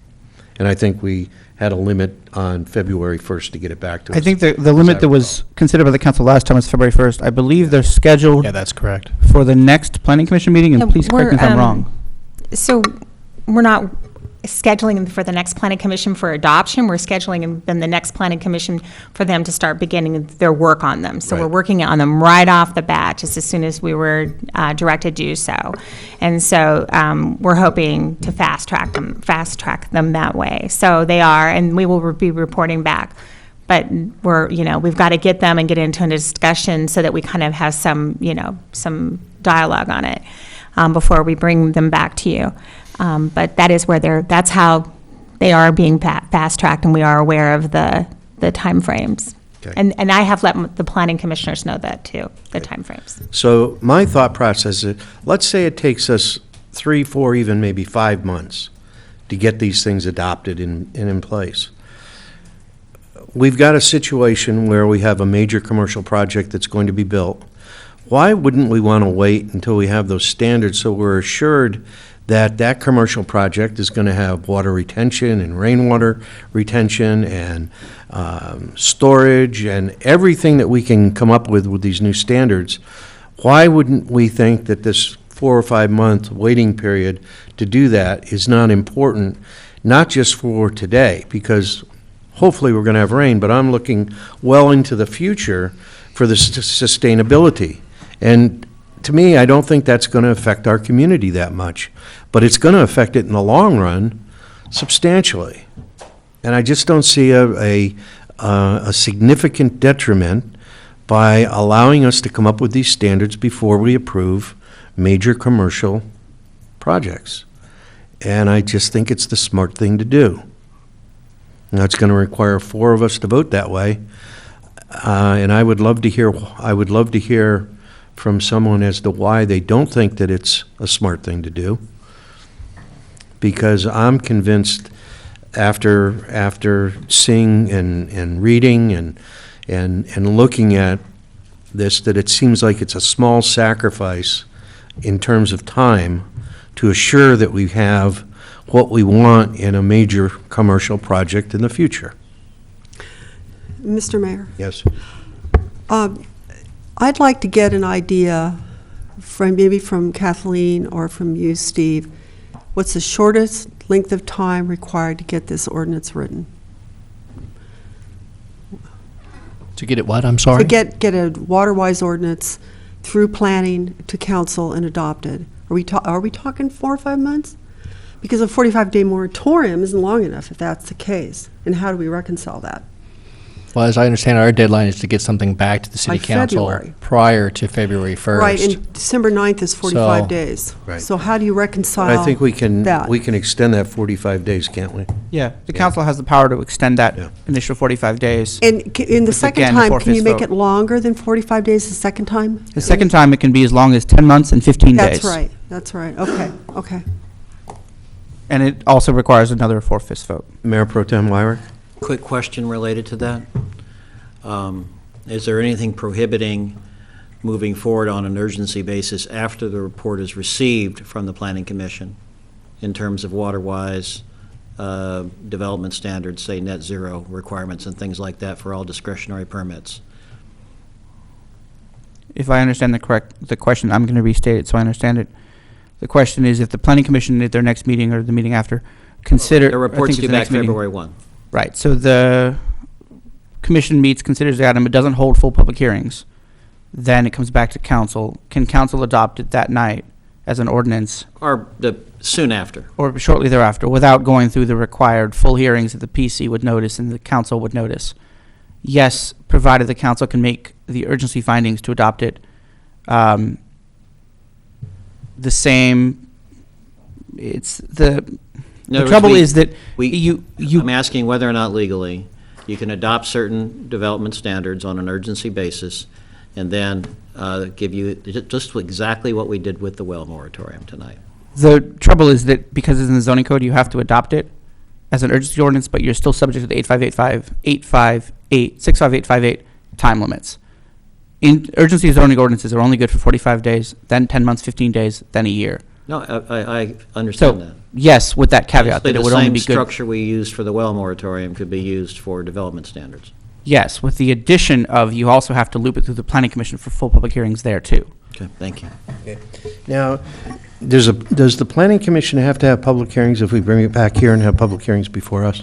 Yes, government code section 65009. So requires, I may have the exact site wrong, but the government code requires. We'll be checking later. Yeah, clearly, I'll check it. So the government code requires that the planning commission hold a public hearing on a proposed permanent zoning ordinance change. Okay. And then that council hold a hearing at least 10 days later with the notices for the planning commission hearing describing the proposed ordinance and the notice for the council hearing stating in part what the planning commission did. Okay, and then we have to have a public hearing. And then the council has to have a public hearing. Okay. And then the public hearing is the same night as first reading, then at least 5 days later, second reading. Okay. Clarifying question again. Yes. So, if the Planning Commission was able to hold a public hearing on a core set of specific development standards in January, then conceivably we could adopt some of those by urgency in February. Yes, but you could do the same thing we did tonight. Urgency to be effective immediately, hold the hearing, and then it's effective permanently. Just defining the options. Yes. Thank you. Okay. Mr. Mayor. Yes. Just a Councilwoman real quick Clapp. answer to the Boku Foods question.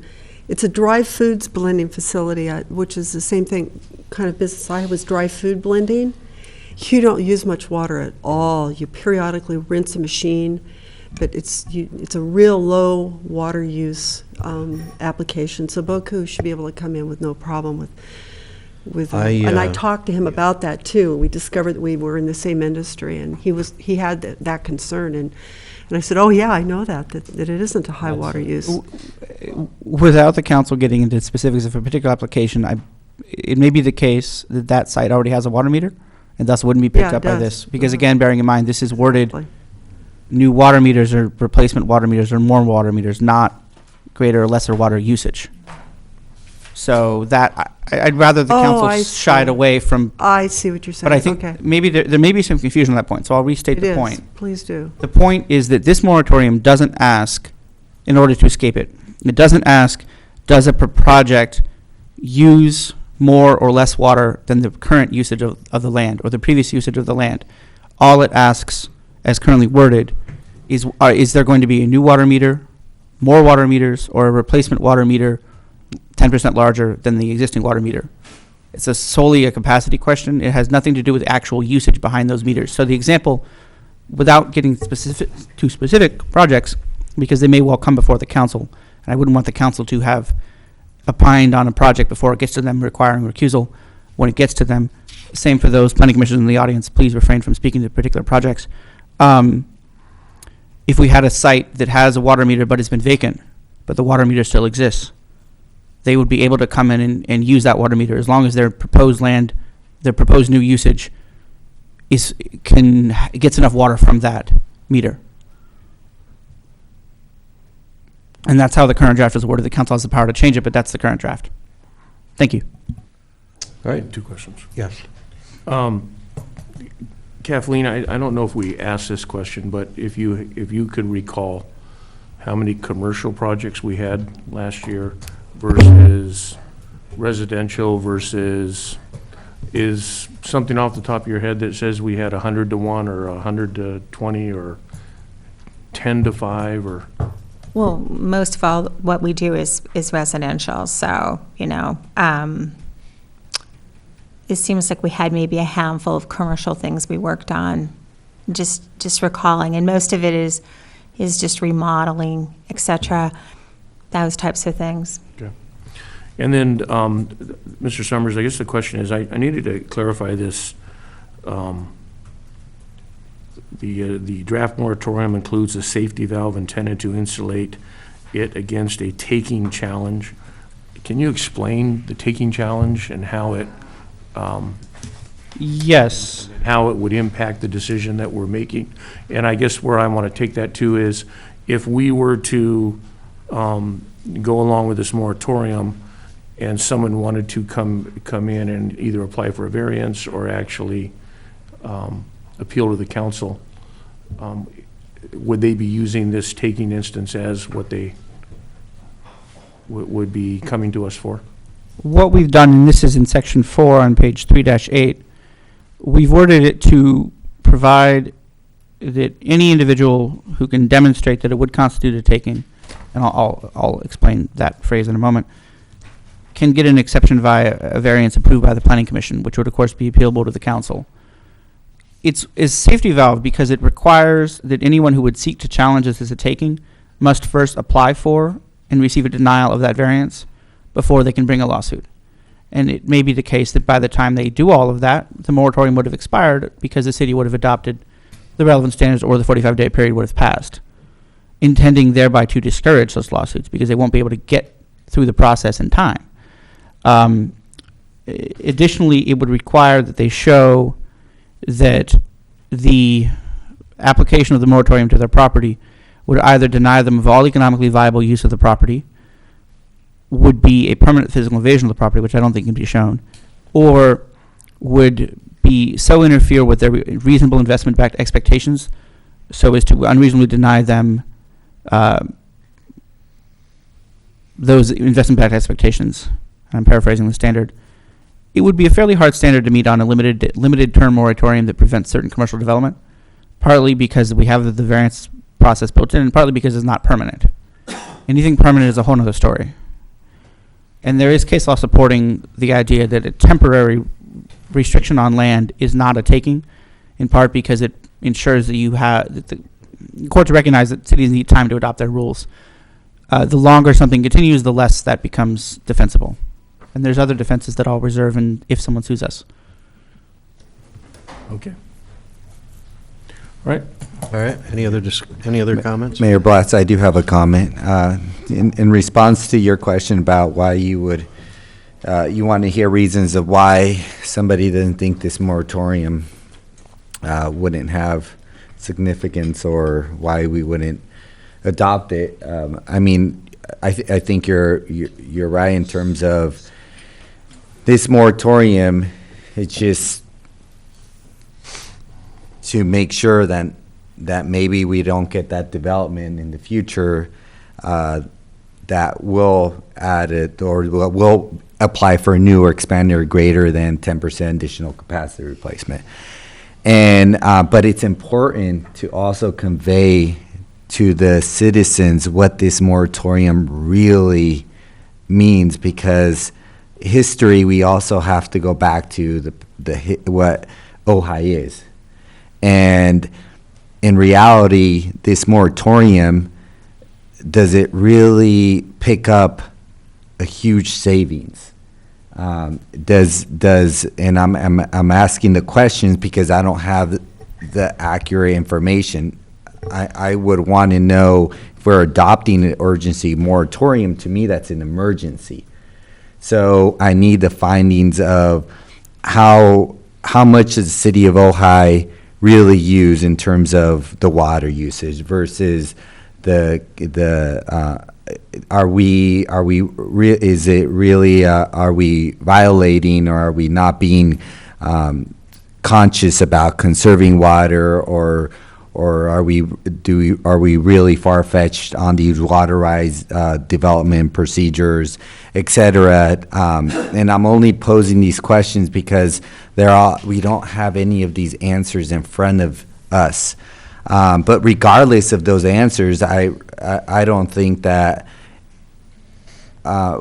this urgency ordinance is going to impact us in saving a lot of water. It could. It obviously could. I'm not saying that either. But I want the public to understand that this could not affect us at all. It's just kind of a safety. And that I don't necessarily have an issue with, but I want the citizens to really understand what we're doing. I know Mr. Johnson said we should give him the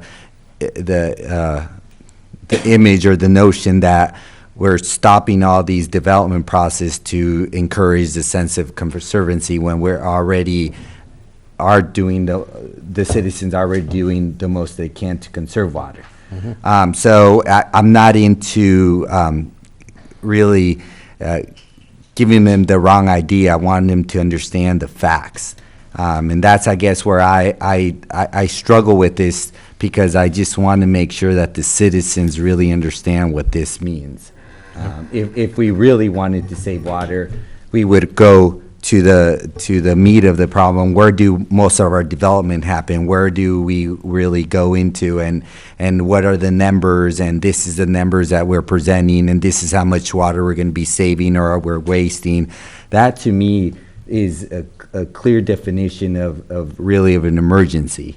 And that's why I just struggle with this. There's really no negative impact on adopting this, in my opinion. That's why I kind of go with it. But at the same time, are we really saving a lot of water? Are we really being truthful to the community of what it means?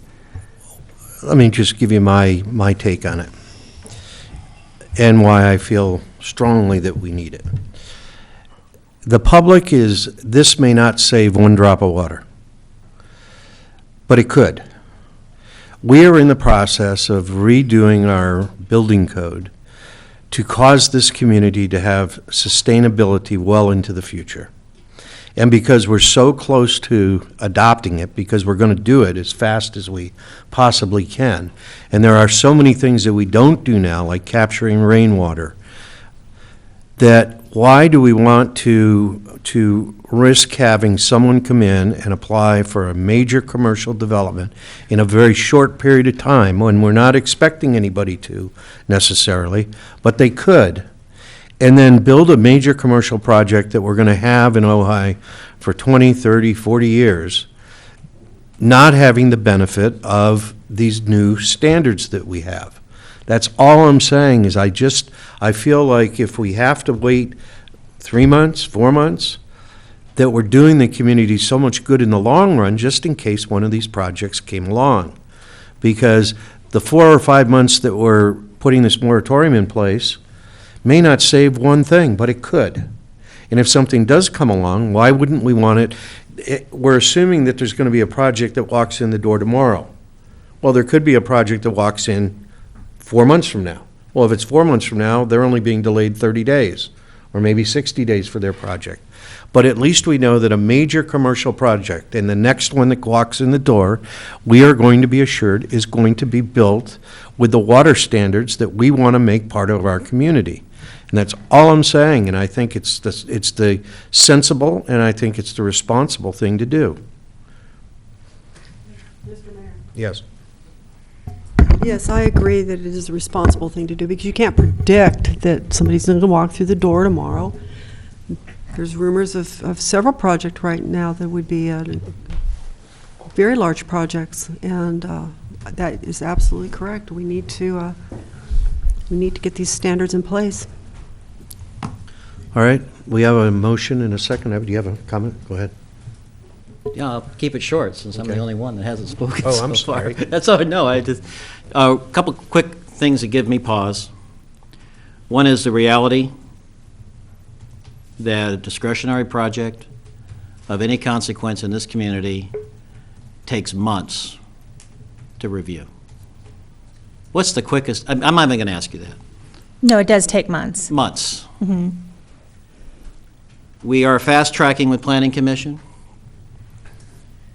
It was very interesting to go to the county Municipal Advisory Council and watching them review a 64-bed assisted care unit, new, just outside the city limits in the Ojai Valley Basin, where they are putting net zero requirements as part of the discretionary review process. And my understanding is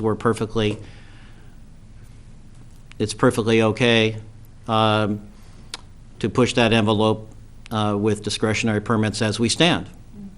I think the Planning Commission has shown a great sensitivity to that kind of thing to begin with. I would think that we can certainly perform as well as county planning does in city planning. A couple more facts that give me pause. These are statements, is interesting. A constituent forwarded a couple facts from Ron Merkling, Public Affairs Resource Manager for Casitas Municipal Water District, stated that 3.5% of Casitas' water sales goes to direct indoor water use, and that water demand for new construction since '03 represents less than 1%, or about 0.42% of overall annual demand since '03 out of the Casitas district.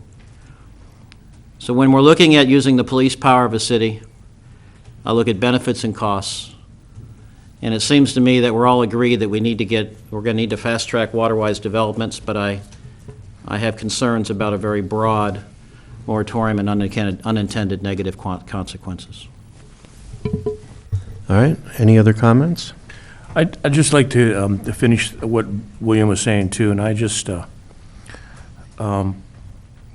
think the part that concerns me the most is when you put a moratorium on any type of construction, or development, if that's what you want to call it, or anything like that, I think you're sending the message that there's a certain group of people in this community that don't count. And that group should have the opportunity to speak to these ordinances or these changes, and that's why I'm in complete agreement that this process is going through planning, and that there's an opportunity for all of these entities to have an opportunity to voice their opinion towards it. The majority may say that they're not opposed to any of the new rules and regulations that we come up with. In fact, most of the people that I talk to are in agreement that they can do as much as, if not more. And we're already conserving at a 30% rate. We are already meeting any state mandates that are required by us. There is additional information that's available to planning. So again, I'm just, I struggle with it. And I struggle with the fact that I know where we're heading in 2 years. I know what this community is going to look like in 2 years. And it may not be the vibrant, healthy,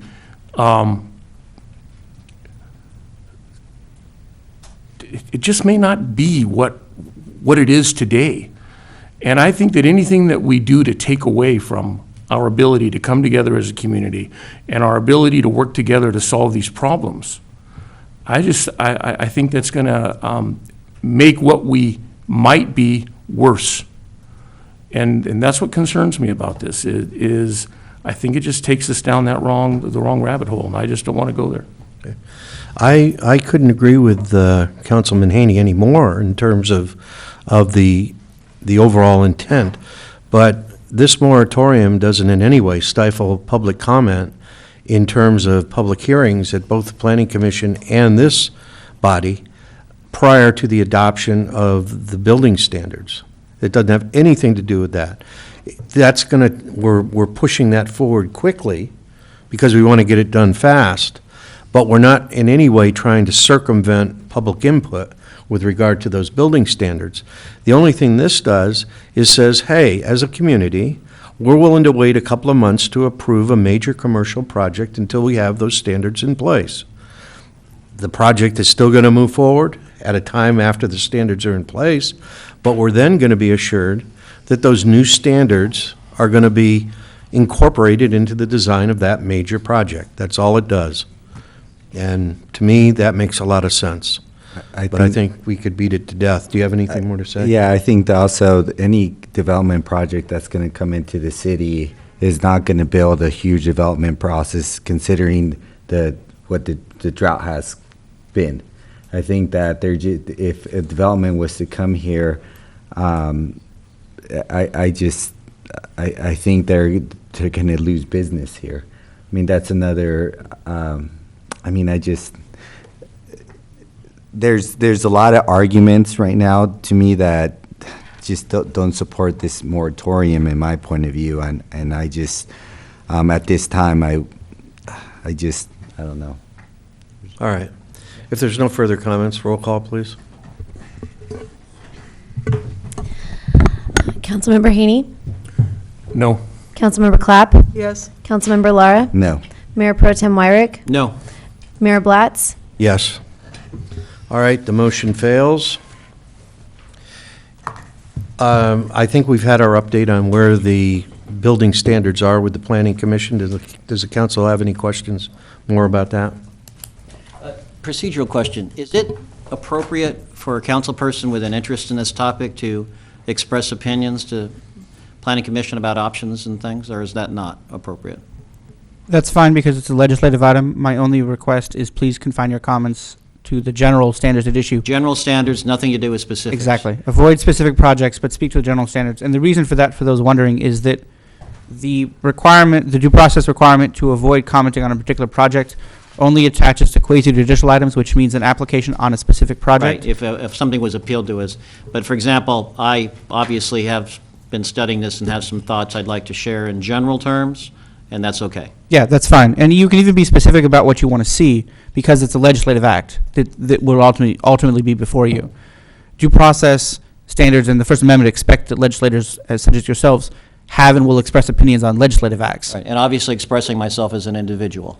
Right. Not as a, So just in clarification on that, so if the council liaison is at the planning session and Councilman Wyrick shows up and I show up, we're not in any violation of a Brown Act if we act as citizens and ask questions pertaining to?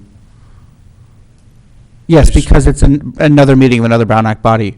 The three of you could not sit in the corner and make any votes or make any decisions, but you're all welcome to attend and each to speak to the commission on the item. Thank you. And again, the distinction is legislative versus quasi-judicial. This item is legislative. You have that power. Okay. All right. All right, moving on to item number 4 on our agenda.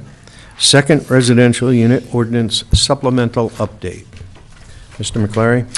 Thank you, Mr. Mayor. I'm going to be asking our city attorney and our community development director to provide the report.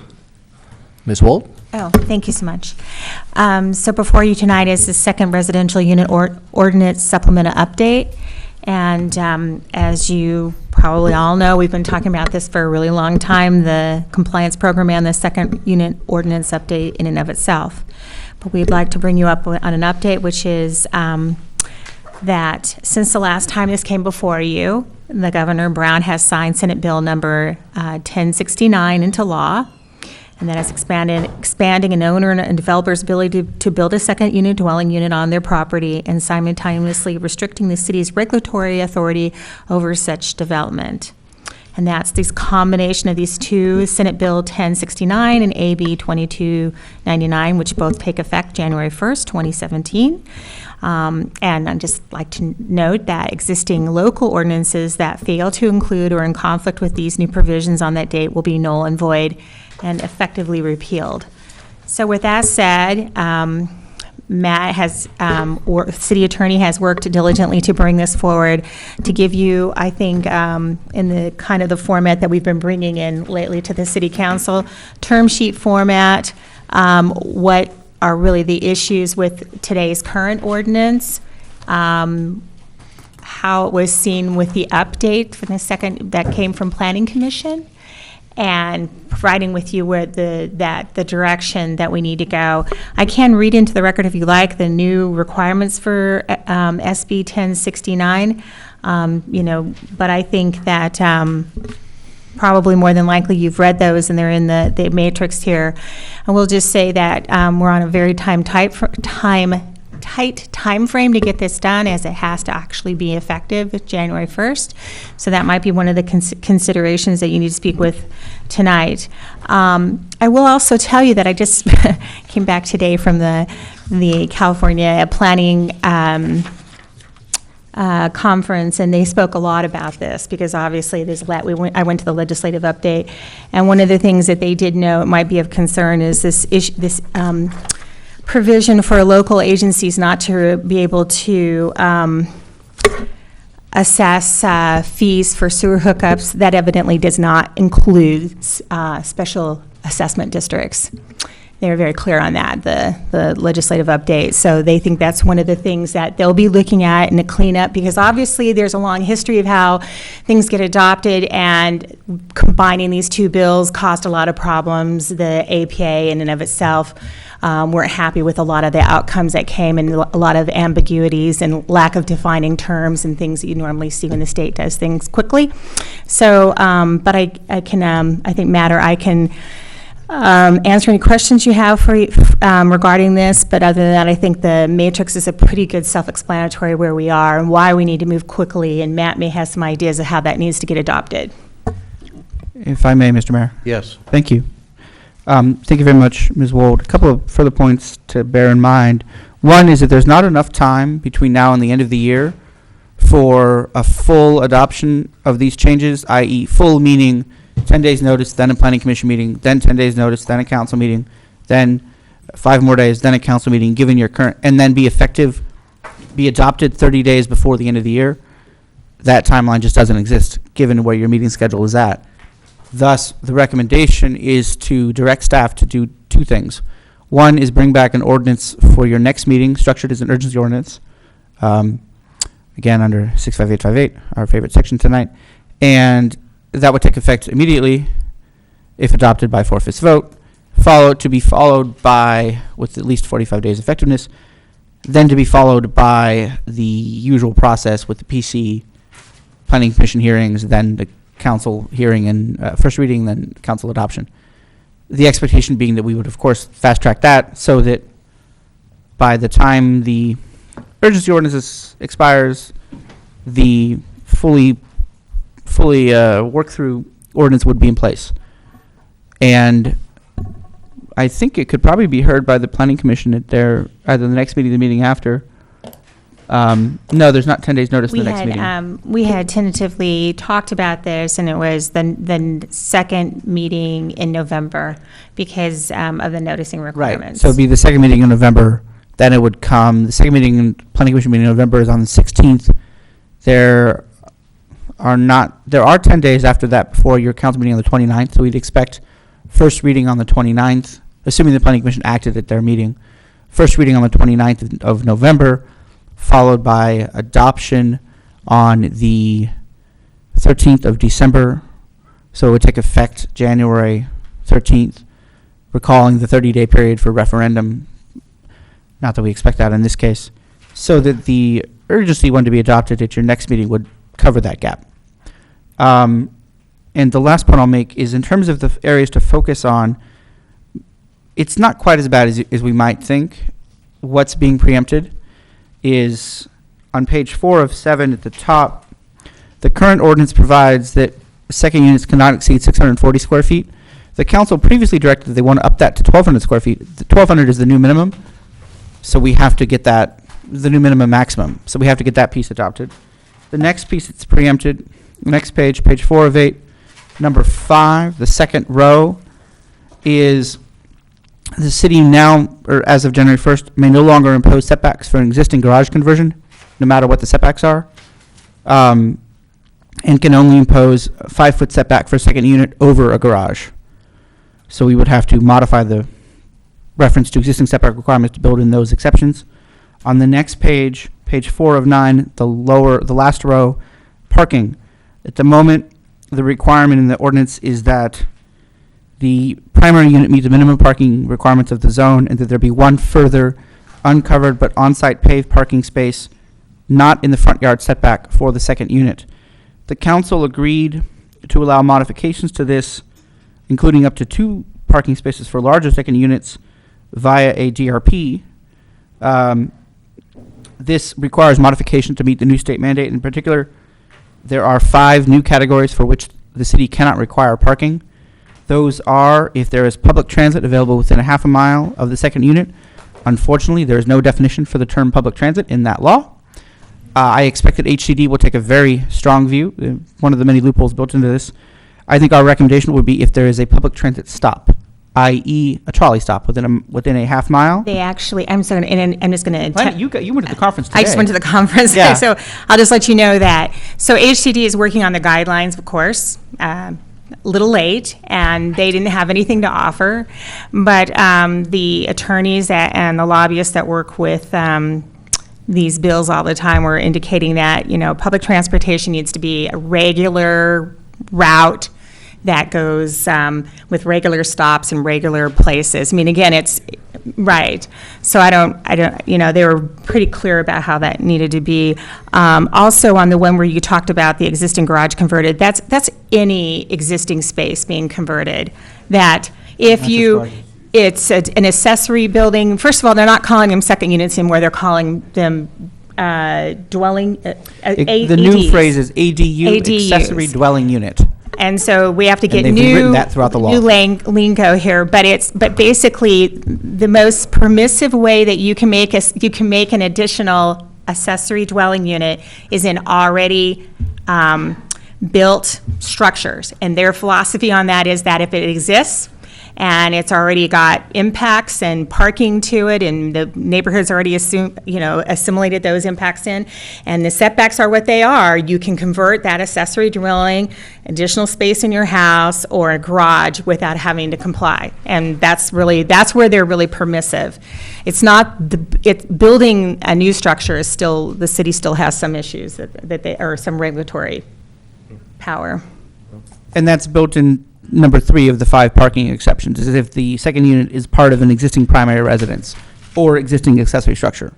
In other words, if you convert an existing, as Ms. Ward noted, any portion of the existing building to be converted to a second unit, the city has no power to impose parking requirements, which includes if you're converting an existing garage, we can't impose parking requirements on top. Further, if it's within the other 3 exceptions on the parking, if it's within an architecturally insignificant and historically significant historic district, of which we have one now, the Taormina district, if there are on-street parking permits required but not available to second units, I do not believe that would apply in this city, or if there's a car share vehicle located within one block, so a Zip car or a city Pickup. car share. They were very clear about that. Pickup or drop off. It can't be that your neighbor drives for a van pool. It can't Right, be. it's got to be one of those, you see them in certain places.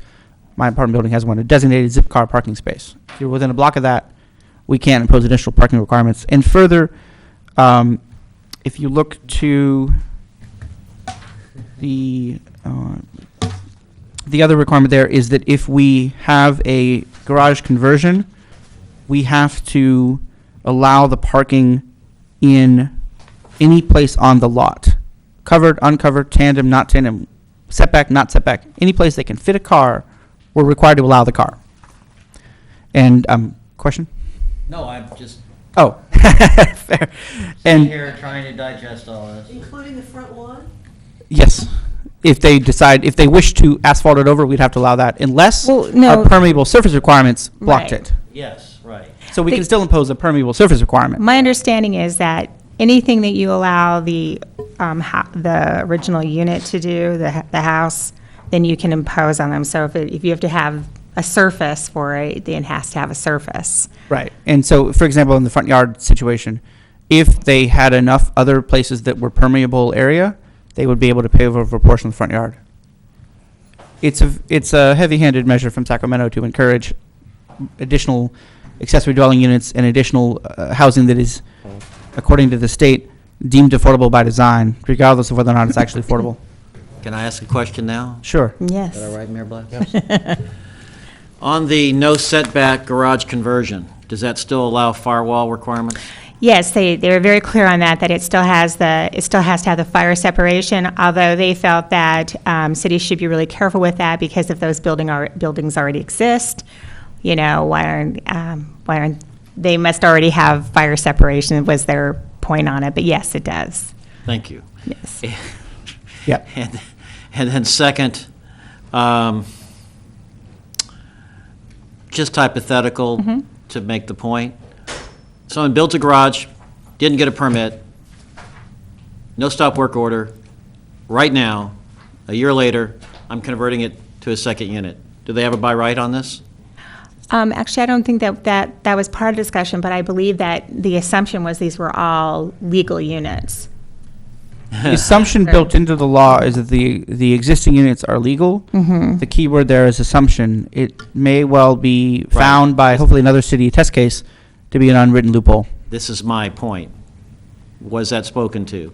In other words, does this only apply if the garage was built with a legal permit to begin with? Yes, that's. We would recommend that the city take that position until and unless a court holds otherwise. Okay. And of course, a garage that was built before zoning requirements, it doesn't matter. Right. Right. And it may well be the case. And the key there is that the basic rule amounts to if you have an existing garage, you can convert it to a unit without moving the garage. Right. At the moment, someone applying to do that who can't fit into the narrow confines of the compliance program would be, which in part requires it to already exist. If you have a garage now and you wish to convert it, the city would require you to move the garage to meet certain setback requirements.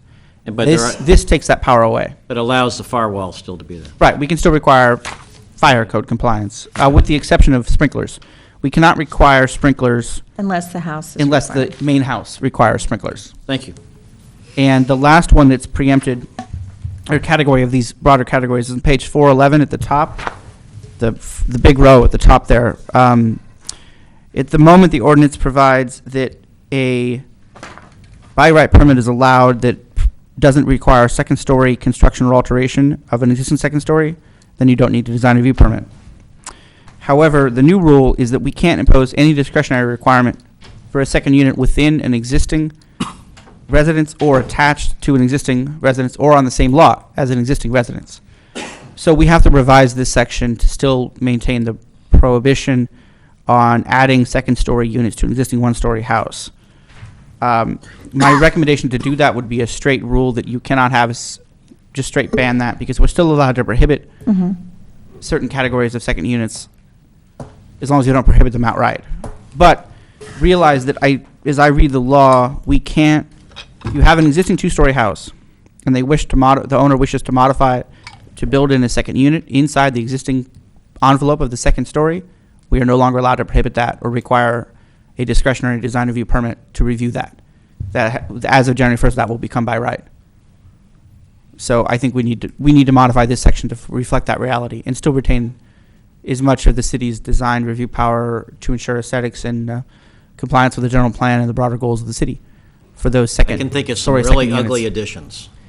As I think we all can. And unfortunately, it's another one where we must look to Sacramento as our overlords. So you added in this section a couple options. Yes. And so the first option, if we were to either prohibit second unit via a height limit or prohibiting second-story units from being added to top of existing single-story residence, that would only impact a second unit. You could still add on to a existing residential zone or residential unit, but you just can't define that as you could add it on, but Okay. if you get a design review permit and you don't have a second kitchen. Recall that for all of this, the principal definition of second unit or new accessory dwelling unit is 2 kitchens.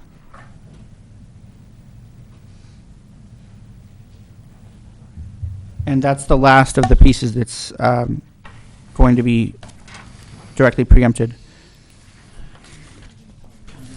Any other questions of staff before Mayor I? Blatz, I do have another question on that, on that particular one on number 11. If,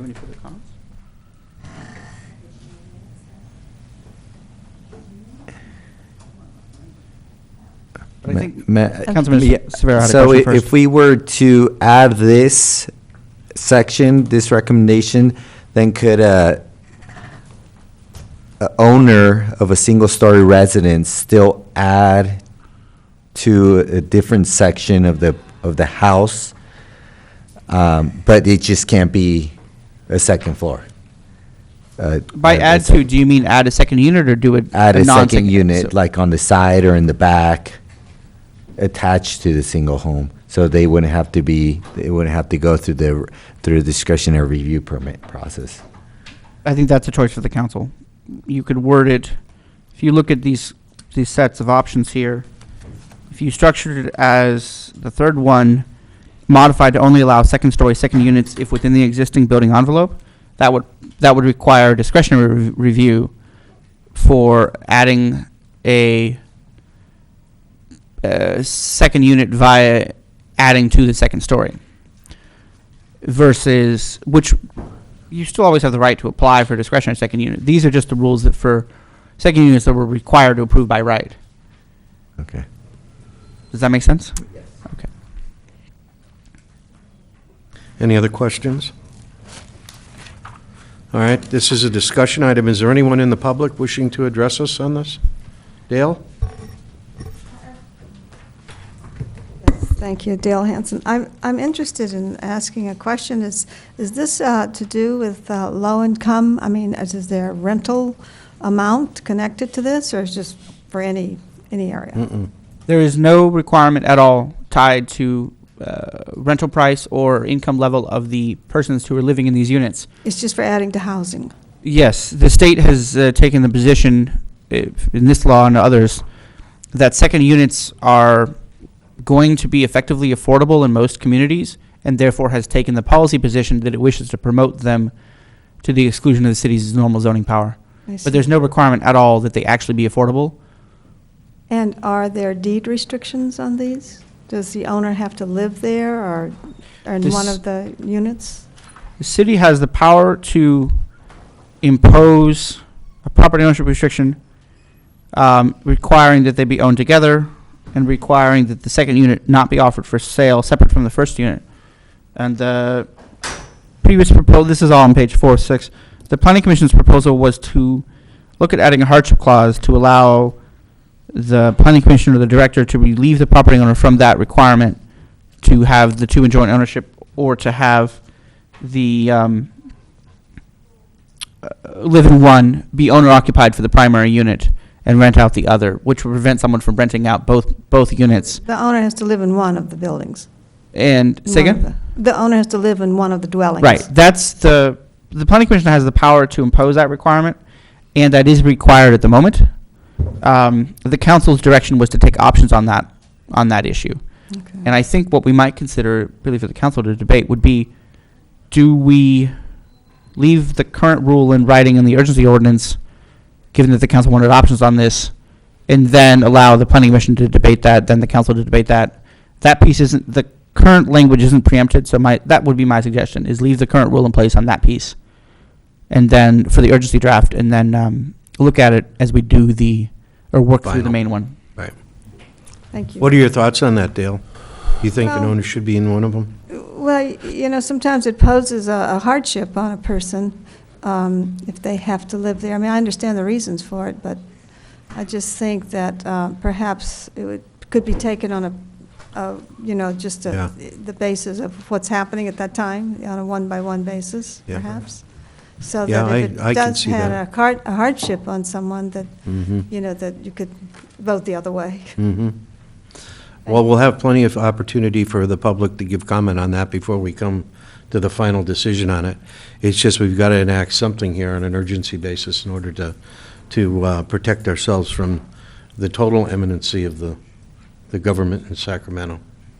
And just as a comment, Mayor Blatz, I do recall that the majority of the council that was present at that time was just Mayor Pro Tem Wyrick, Councilmember Haney, and I. So when we talk about council's direction, it doesn't include Councilmember Clapp or your Right. Mayor Blatz comment, so. Right. Anyone else wishing to address us?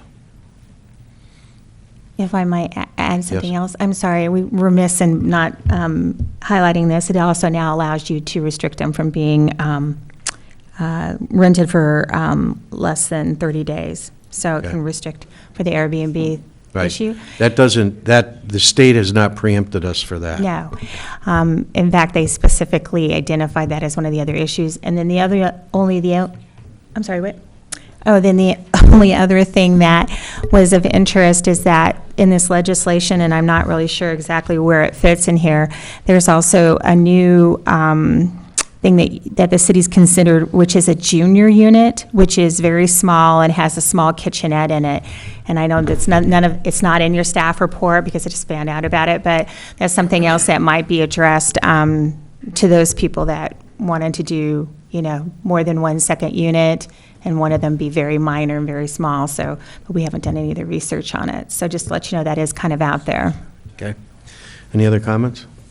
No, I'm ready to Okay. discuss this. All right. I have a very firm conviction that when we are faced with these kinds of issues with state compliance, we should be very careful I've been using this word too much lately, bifurcate. We shouldn't start talking about what we would like to have ultimately in the second unit ordinance. We should look at, I think, just say, get us an ordinance written just to preserve our discretion, put the minimum in there that we've got to have in there in order to preserve the discretion, and not sort of get involved with some of these other issues because it gets too complicated and too long. I know I gave this suggestion to the Planning Commission when talking about the landscape ordinance, where there obviously are ideas about wanting to go over and beyond what the state requirements are, but in order to get into compliance with our code, the first thing is to get our code written to be in compliance with state law, and then debate and deliberate on what we want to add to it. So I just, I want to make a motion and see where it goes, that we direct the city attorney to come up with ordinances implementing the minimum necessary amendments to maintain the integrity of our second unit conforming ordinance for consideration at the next council meeting. Okay. Is there a second? Second. All right. Any further discussion on it? All right. No. Roll call, please. Councilmember Clapp? No. Councilmember Haney? Yes. Mayor Pro Tem Wyrick? Yes. Councilmember Lara? Yes. Mayor Blatz? Yes. Sorry to confuse you. I know, it's getting late. And thanks for the report and the Yes, table. thank you. The table was very helpful. Yes. And will help the planning It commission. was the differences in the table Thank was you. very helpful. Thank you. Yeah, we'll bring that back at your next meeting on the 15th of November. Okay. And then we may bring back an extension at the first meeting in December in order to avoid any gaps, given that we expect first reading after the Planning Commission on the 29th of November, second reading on December 13th, effective date January 12th. There'd be about a 12-day gap. So to avoid that, expect the urgency adoption on the 15th and an extension on the December 13th. Okay. Moving on to item number 5 on our agenda, review and discussion of the city's annual housing element progress reports for cycle 4 reporting periods 2012 and 2013. Mr. McClary. Thank you, Mr. Mayor. Our Community Development Director, Kathleen Wold, will be presenting the report. Okay, Ms. Wold. All right, thank you so much. So, this has been continued a few times, and I'm here tonight to just fill you in briefly on this issue. As we all know, Government Code Section 65400B requires filing of annual progress report regarding the housing element. I think that we all know that it was brought to staff's attention that there were some gaps in that. When I did a little bit of research, it seemed to occur with the gapping because we were out of compliance with the housing element for so long, and you don't report on a non-compliant housing element. So, in doing the research, it appeared as though that the staff here for the City of Ojai was in the process of writing the 2014-2021 housing element and chose to incorporate the numbers and the progress of the 2006 to 2013 programs into that housing element, which was subsequently approved by City Council in 2013 and certified by HCD in 2014. So the gap occurs that there was this missing 2012 and 2013 years. That it's kind of odd. If you can see the time frame here is strange because we were certified in 2014, but 2012 and 2013 actually occurred before that. So it's just kind of, you can't report on something where you don't have a certified housing element. So with that said, an explanation of how we ended up with this odd gap. Then we just note that the reporting that we're giving you on the forms, they're the standard HCD forms. And we give you the progress reports in here, and I hope that it's somewhat self-explanatory. And it just ends up being that we do tables A, A2, A3, and B, and we've done those backwards. So we put a column in here in the table. You'll see that the 2006 to 2011 were all lumped together in the housing element. And then we did 2012 for you, which was a total of 4 units, and then 2013, which was 5 units, putting that whole construction of units for that housing element at 48. And you'll see them, we had 1 very low, 1 low, 1 I'm sorry, is that right? Yeah. 11 moderate and 31 above moderate for 48 units. And we're just about ready to report again. And so hopefully this will be a regular, routine, standardized issue in the department. And we've already got it scheduled on the City Council work calendar. And it will be coming in late January, so we have time to accumulate all the numbers.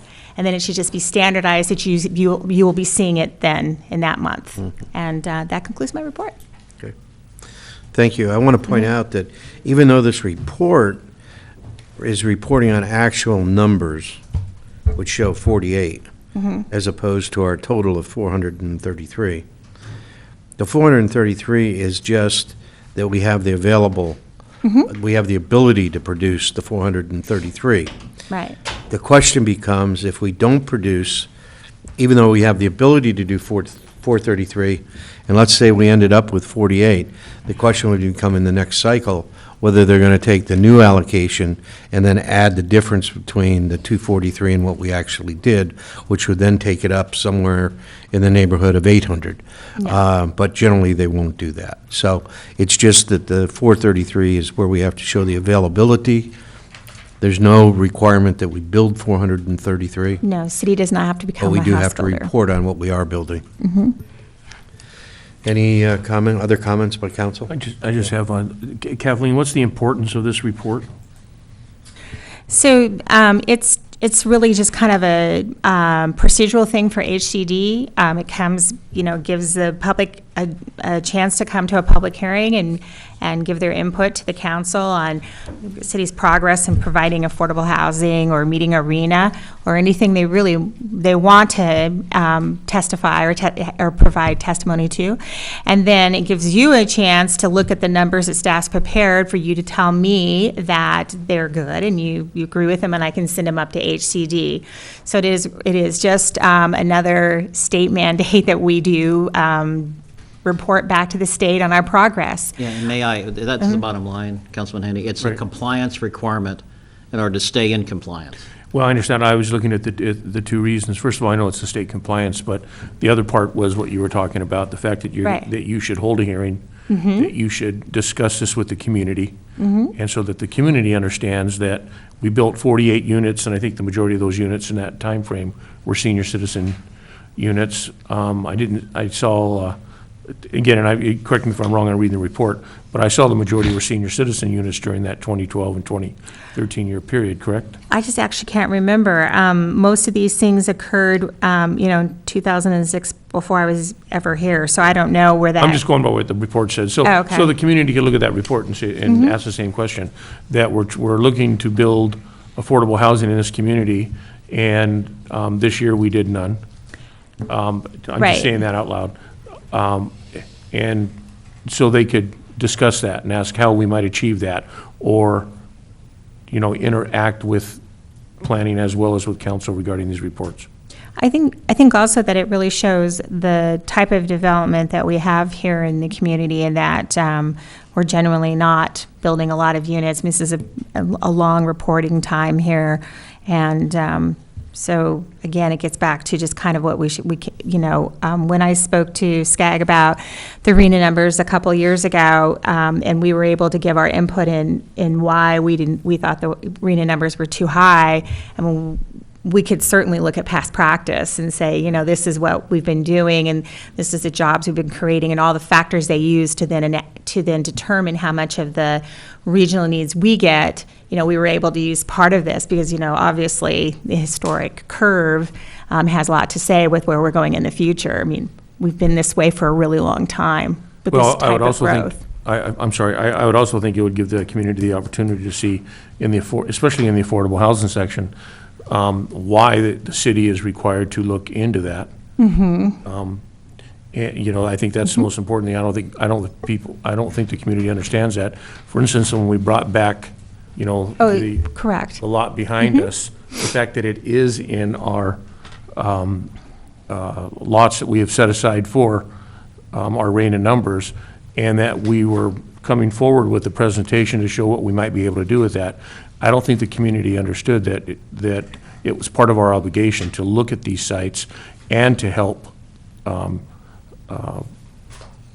move forward affordable housing in our community. Whether we chose this site or not is another issue in itself, but the fact that these laws require us to look at affordable housing, senior living, low income, all different levels of housing, I think it's important for the community to have an opportunity to speak to that. And I will just add that was one of the topics brought up at the conference I was just at, is how HCD is looking at cities that put forward sites that they don't ever look at. That was a very controversial item because, believe it or not, they said they found one city actually put a site in for affordable housing that was underwater. Yeah, it's So- Benicia, and they, up in the Bay Area, and they ended up having a judge take away their ability to provide any permits at all for the city until they cured that. So they're very much watching that the sites you put in your housing element are looked at for affordable housing. Right. So then my last question would be, so how do we prevent this from occurring again? That, first of all, we don't lose 2 years, but more importantly, that we set up some type of a calendar where it's actually done at a specific time. Is that one of That's your what I goals, said. is to try and do that? Yeah, so absolutely. what I said is that the city manager and I have already calendared it on the city council work calendar, in its calendar for the second meeting in January, because we have to get all the numbers in for the full year, and then we'll put the numbers together. So it's on the work calendar, and I don't think will fall off. Okay, I appreciate Okay? that. The other thing is that there was a time when we didn't have we were in non-compliance of the element because a prior council had decided not to have it approved. So it was sitting on a shelf, and it wasn't Councilman Lara or you or Mayor Pro Tem Wyrick, but Councilwoman Clapp and I were on the council at the time, and there were several members that had decided that they didn't want to, that they were just going to defy the state and not send it in to be certified. Fortunately, we were able to get it resurrected, and we got it approved and certified. But they're talking about that interim period when we didn't have a certified housing element, so you can't report on those. Right. So it's a gap there, and there's not much you can do about it. But I thought it was, I thought it was derelict on the part of the council not to insist that they certify the element. I was not here when the prior council had decided not to have it certified.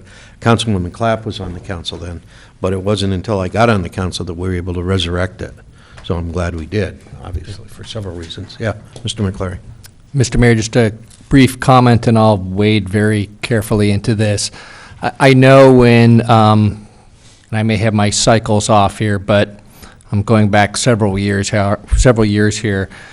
I know when one of the regional housing needs allocations assessments was coming down from the state, there was a lack of participation from the city to engage the state folks and be part of that dialogue and be part of that discussion. I'm sure there were other people who have a different spin on this, but it's our understanding, and I think we feel pretty solidly on this, that had the city and the staff been taken a more proactive role and been taken more of a participatory position, that we would have gotten much favorable numbers coming back.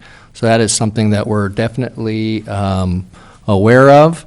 I think we're probably going to be seeing numbers coming out next year or maybe early the year after that.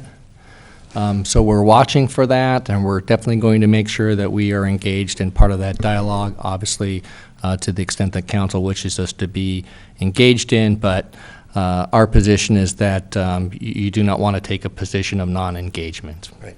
And the other thing is that those overall numbers come from Sacramento to Skag, and then Skag divvies it up among the cities in Southern California. And I know that with this last housing element, I had numerous conversations with Carl Morehouse, and they thought that this 433 was a proper assessment. But I can tell you from talking to other mayors, nobody thinks that the numbers they get are proper. They all think they're too high. Right. And it's just the fact of life. But we still have to do it, and it's not that we have to do it because we just want to comply. We have to literally find the lots in order to be able to comply, and then if somebody comes forward, we have to diligently look into that project, but we have no obligation to approve it. And that's the key point to keep in mind with the RENA numbers, is that the obligation is to zone adequate sites to accommodate the RENA numbers and to diligently and in compliance with all applicable law, process an application for any of those sites that are specially designated. For example, we have the affordable housing overlay here, and to, again, diligently and in compliance with all applicable law, process any application for affordable housing that comes in. But the requirement is not to build all of those units as listed in the RENA numbers. Although the more that it would have been built, the better the story we can tell to SCAG when it's time, and HCD in the end at each RENA cycle. And that's the other key element of these reports, is that if we have complied with the easily compliable pieces of HCD's regime, we're in a better position to work with them and with SCAG on our RENA numbers. And just a side note, Mayor Blatz, being on the SCAG, being part of the Transportation Committee policy, that's committee that's under SCAG's umbrella, there is a lot of conversation on how they come up with the RENA number prior to it, and I think that it's beneficial for one of us to always be in those conversations, because right now I think a lot of cities agreed with that a lot of these RENA numbers were really high. And it was very few cities that didn't. And I think they're taking a harder look on what criteria to look at to develop these numbers. Right. So what would be nice is if we somehow could impact the number to go lower, then we could start removing some of these overlays on properties that we really didn't want to have in the overlay areas anyway. So, Mayor Pro Tem Wyrick. I was just wondering, are we going to have public comment on this? If not, I'm ready to make a motion. You are required to take public comment if there's any speakers. I'm going to ask for it. Okay. Is there anyone in the public wanting to address us on this? Johnny? I'm sure there's no answer this evening, but that whole question that just came up about the designations of parcels throughout the community, there's another complication of designating parcels that maybe, whether they're underwater or not, but may have not gone through the process of surplusing properties before they're used for other uses. And I think we all know which parcels those are. So I guess you file the report, and then the next go-around, we deal with that? Yeah. Thank you. Okay. Anyone else? All right. I'm going to make a motion to direct staff to file their reports with the Office of Planning and Research and the Department of the Department of Housing and Community Development. Second. All right, roll call, please. Councilmember Haney, Yes. Councilmember Lara, Yes. Mayor Pro Tem Wyrick, Yes. Councilmember Clapp, Mayor Blatz, Yes. All right, moving on to item number 6 in our agenda, introduction of proposed ordinance adjusting city treasurer's compensation to equal the city clerk's compensation and permitting future adjustments by resolution. Mr. McClary? Thank you, Mr. Mayor. Recommendation is to receive public comment to introduce an ordinance that would adjust the city treasurer's compensation to equal the city clerk's compensation, and also to permit future adjustments by resolution, and ask the city clerk to read the title of the ordinance. In the budget discussions this year, the council did talk about the issue of the compensation of the city clerk and the city treasurer. The two, besides the council members, these are the other two officials who are directly elected by the public, and they both obviously serve important protection functions for the city and its voters.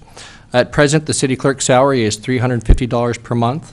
There is a typo in the staff report. I apologize. We just caught that this morning. The staff report incorrectly states the treasurer's salary. It is currently $125 per month, not the $75 listed in the staff report. So again, the correct monthly salary for the city treasurer right now is $125 a month. At the September 20th meeting, the council directed staff to prepare an ordinance to consider that would increase the city treasurer's salary to equal the city clerk's. The ordinance that has been prepared for you tonight would accomplish that and would set the city treasurer's salary at $350 a month, again, equal to the city clerk. The council had previously set the city treasurer's compensation by ordinance. Therefore, any change of that compensation is also must be done by ordinance. Government Code Section 36517 does permit the city council to set the salary for the treasurer and clerk at any level by ordinance or resolution. And the way we have drafted this resolution, it would allow future adjustments to the compensation for the clerk or the treasurer to be made by resolution by the city council. So therefore, you would not be needing to come back to introduce an ordinance and then to consider a second reading and adopt and wait for the effective date. You would be able to make future adjustments, therefore, by a resolution by a majority vote. There's room in the budget to accommodate the increase from $125 to $350 per month. And I should note that the government code allows the council to set the salary at any level, but it cannot be so low that no competent person would not accept the office. So, okay, that's your any limit discussion? No. Any comments by anyone in the public? I have a comment. Yes, come on up.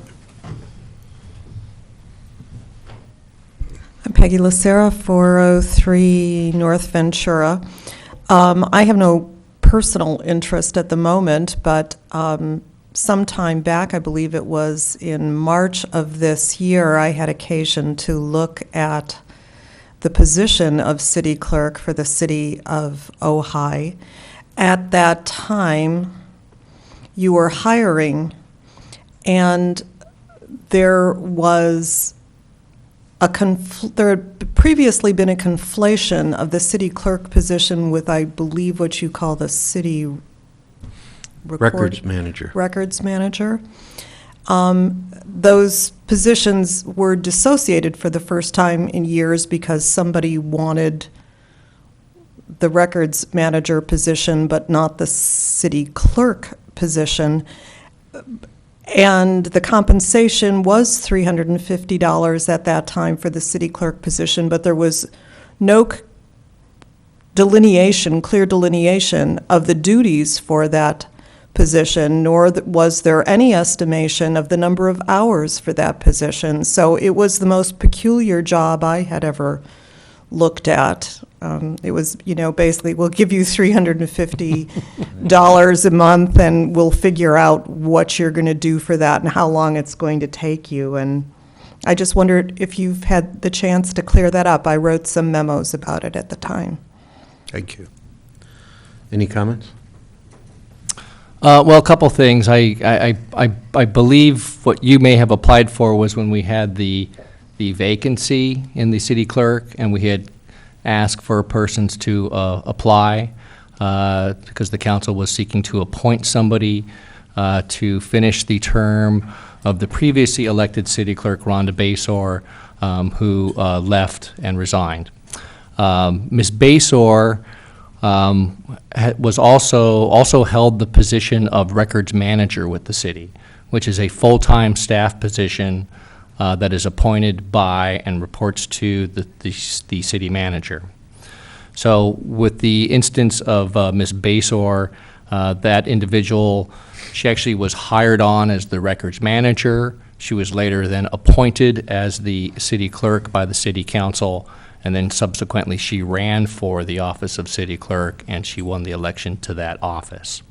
So they've actually always been two different positions. We have the elected city clerk, and the city clerk's duties are defined by state code. I agree it's a little bit vague and ambiguous, and if you look at just the state code in terms of what the city clerk's duties are, they're very limited in terms of what their actual day-to-day responsibilities are.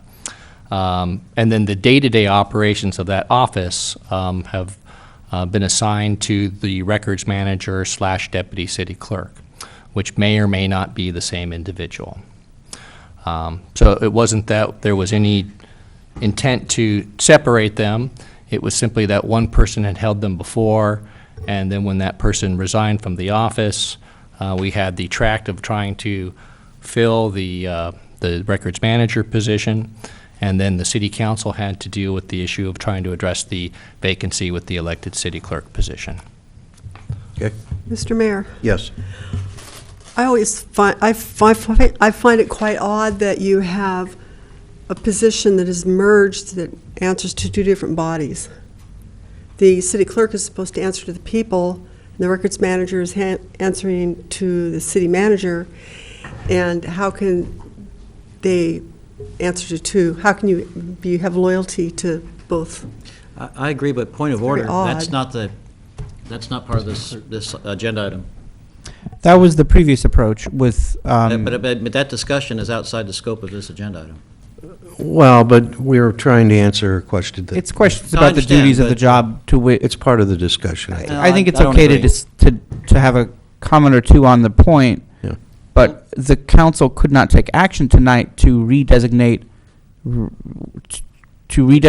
the current city clerk could be hired as records manager or vice versa. But you're discussing the compensation for a position that I think incorporates, to some limited extent, discussion of questions about those duties. Well, If I can clarify, I just asked a question about whether or not you had a clear delineation of the descriptions for one job. Yes, we do. And the time allotted to do it in the event, because they do answer to two different bodies, and at the time, the person who had the position as records manager had denied that she wanted the position. So it was dissociated at that time. I just wondered if you had imposed any clarity. The clarity exists under state law. You're and- telling me that it's irrelevant at this point because the same person has now taken both positions? No. But I'm This- just asking no. you whether it's delineated clearly. The same person does not have both positions. Let's be clear on that. At the moment, the city clerk, as appointed by the council and running unopposed for election, is Cynthia Burrell, Oh, okay. who So is there are solely two- city clerk. The records manager is an employee position that is currently vacant. There is no records manager at the moment. They are Oh. separate. They were not separate under the previous city clerk, Rhonda Basor, but they are separate at the moment. And when they were held by the same person, they had the same, there were two different job descriptions held by the same person. The last key point to bear in mind is that to some extent semantic, but it's also important. The city clerk is not a job, it's an elected official. Correct. The records manager is an employee under the direction of the city manager. The city clerk is an elected official under solely the direction of the people. They do not report to me. The city they- clerk does not report to the city manager. And the So city it clerk it does really not should report not to the be city the same council. person as Betsy, Councilwoman Clapp mentioned. It probably shouldn't, but let's not take any more time on this. It's really probably not helpful, but I think it would be a good idea to, as Councilwoman Clapp suggested, make sure that you have two different people doing that job. At the present time, that's our plan. And I agree, and cities have the discretion of doing further clarification of these different positions, and I agree that that needs to be done. I'm going to go ahead and make a motion to introduce an ordinance adjusting the city treasurer's compensation to equal city clerk's compensation and permitting future adjustments by resolution. I will second for discussion.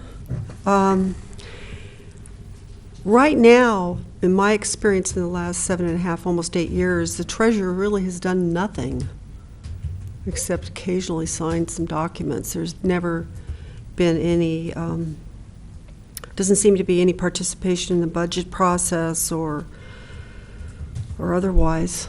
I find it. Well, and that was, may I speak to that? Sure. I think that's exactly the purpose of the discussion earlier. There are state requirements for city treasurer duties. I've actually spoken to the existing city treasurer about this, and he's absolutely agrees that he should be taking a more active role in reviewing reports and taking responsibility for those reports. We're having an election for a city treasurer. He's unopposed. However, I think that for this council to insist on the statutory requirements be fulfilled by the city treasurer should go along with having the same compensation that we pay the city clerk when we expect the city clerk to also fulfill those statutory obligations. And the other thing is, I am not comfortable with having changes done by resolution, so I will be opposing this motion. Voting no on it. All right. Any further discussion? Roll call, please. Councilmember Lara? Yes. Councilmember Haney? Yes. Councilmember Clapp? No. Mayor Pro Tem Wyrick? Yes. Mayor Blatz? Yes.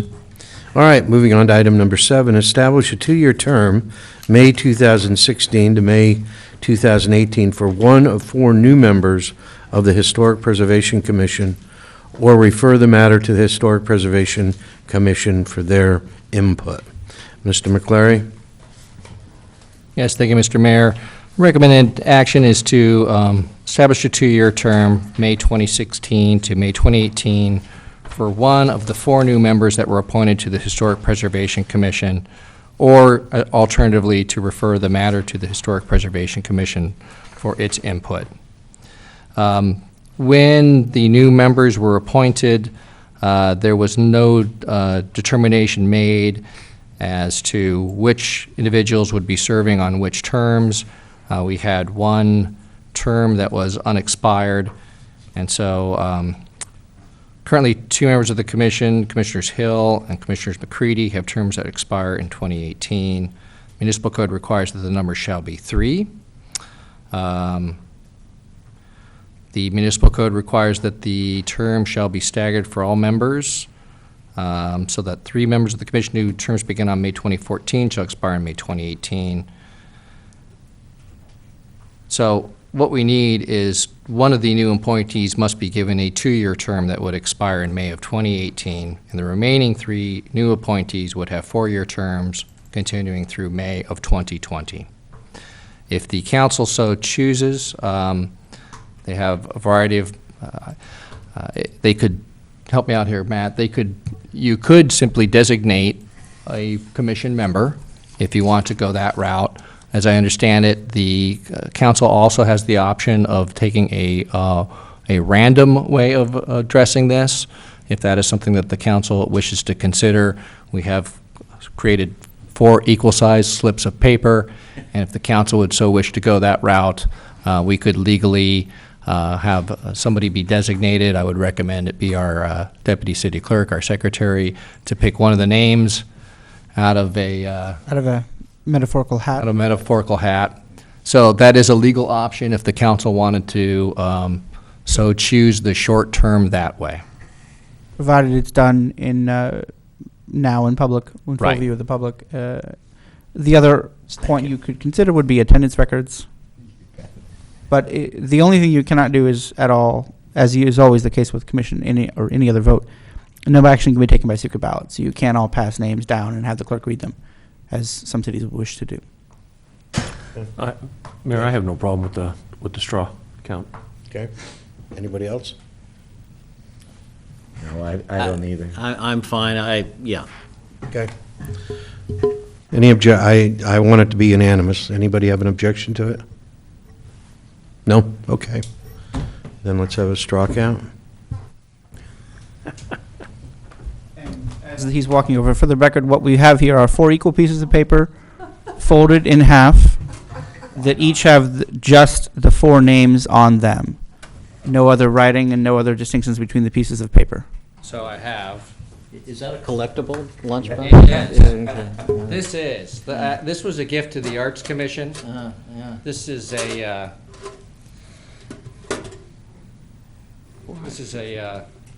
Sergio Aragones. Ojai Pixie Tangerines, I love it. Right. So for all you Mad Magazine fans, this is a collectible. So It will now be forever called the So- straw box. we have Tees Quinn going in. We have Cynthia Convery, Anthony Vogue,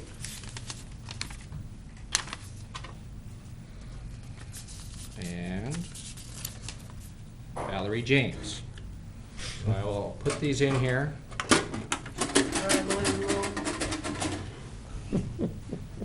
Can't look in the box.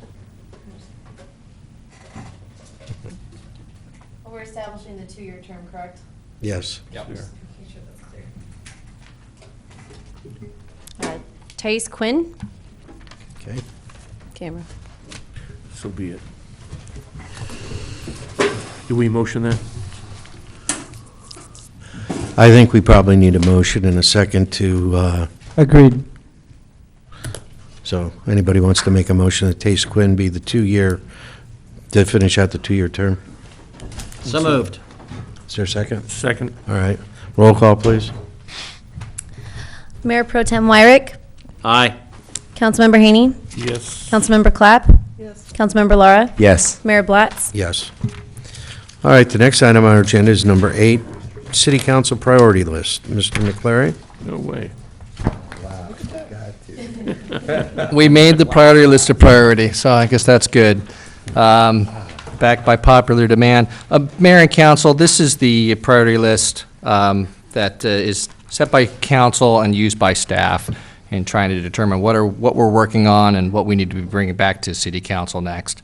I have not done much to obviously modify or alter this list since it is the city council's priority list.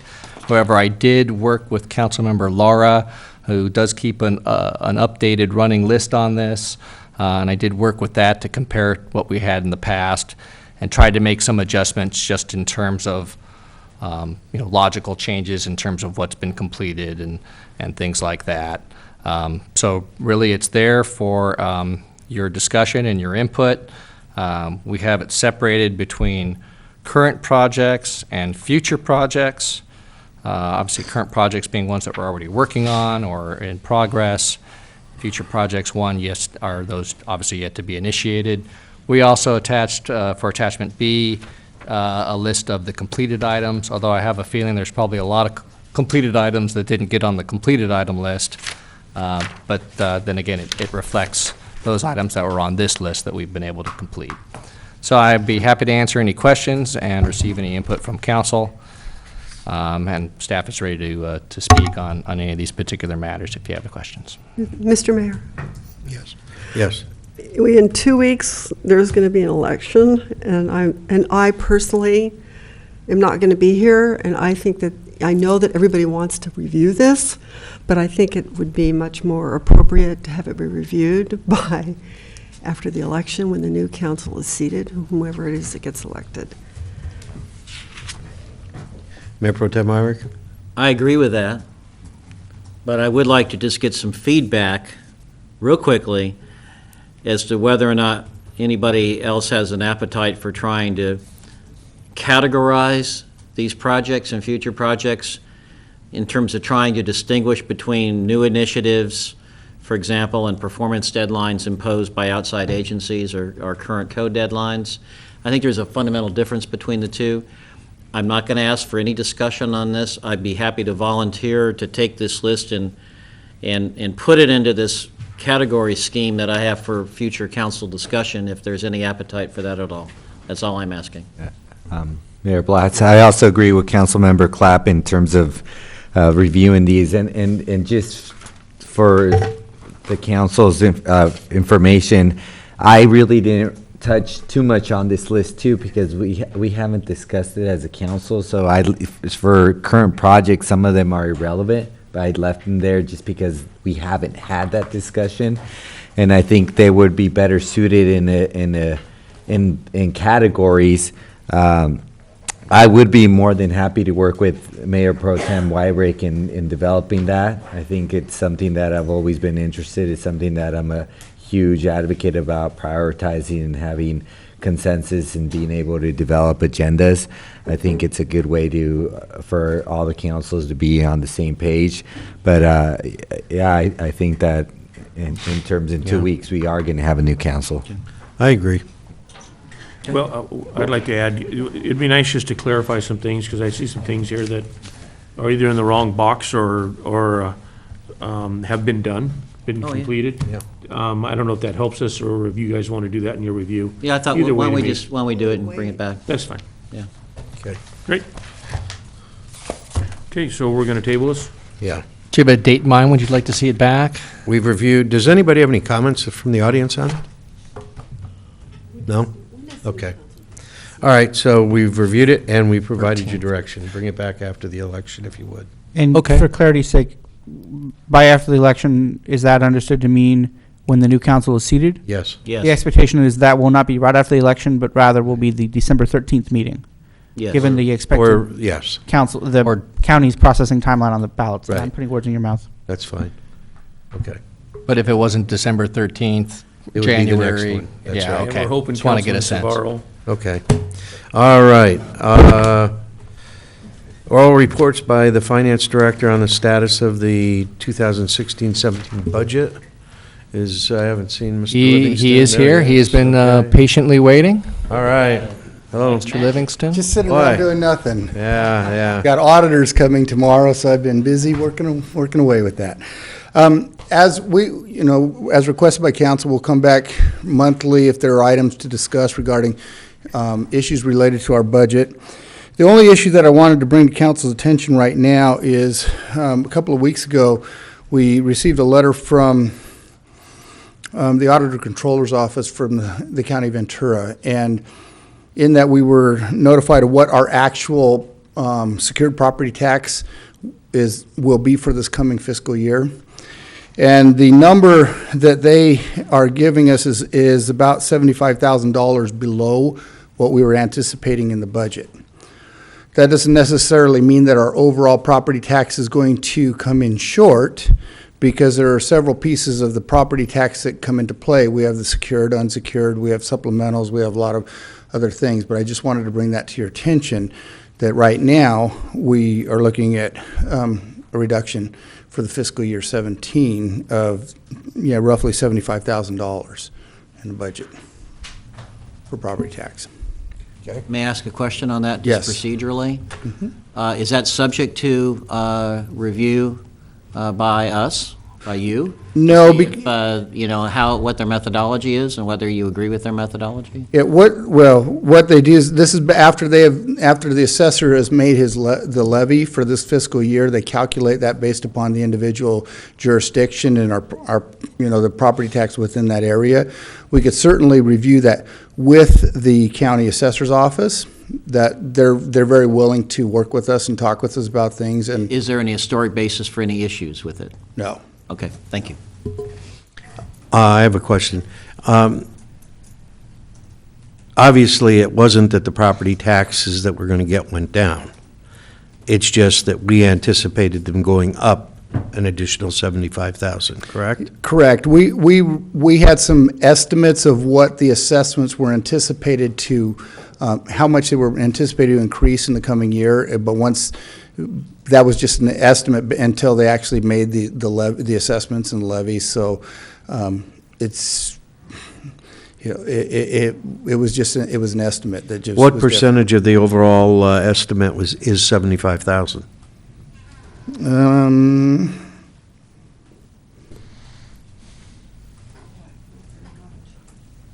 Yeah, it's 74,777 out of a total of 1,466,223. So it's about 5%. Mm-hmm. Okay. Yeah. Okay. So I just want to state we're watching it. We've had some discussions about it, and certainly, you know, as things, if there are any issues with the budget, we'll certainly bring them forward to the council. We could always look at a mid-year adjustment if council felt that was necessary. It's something we could certainly look at. We could always adjust the budget at any time going forward. So we certainly want to make sure that we're not getting beyond ourselves. Right. So, and if we were determined that we are going to come short in overall revenues, then we would be looking at scaling back our expenditures, because we certainly will not be looking to, you know, spend beyond what our means are. We you know, as right now, we won't know, and I don't have the final numbers for last fiscal year. You know, as I said, the auditors will be here tomorrow for the next few days, and we'll be making, going through the audit process. And by the end of next week, we ought to have a decent idea of where the final numbers will end up for the fiscal year into June 30th, 2016. And you know, if we came in much better than we anticipated, then that builds in a little bit of a cushion. But we'll have to see how that goes. Sales taxes, as you know, are the big laggers, and that's the one that I'm most concerned about overall. When's that due again?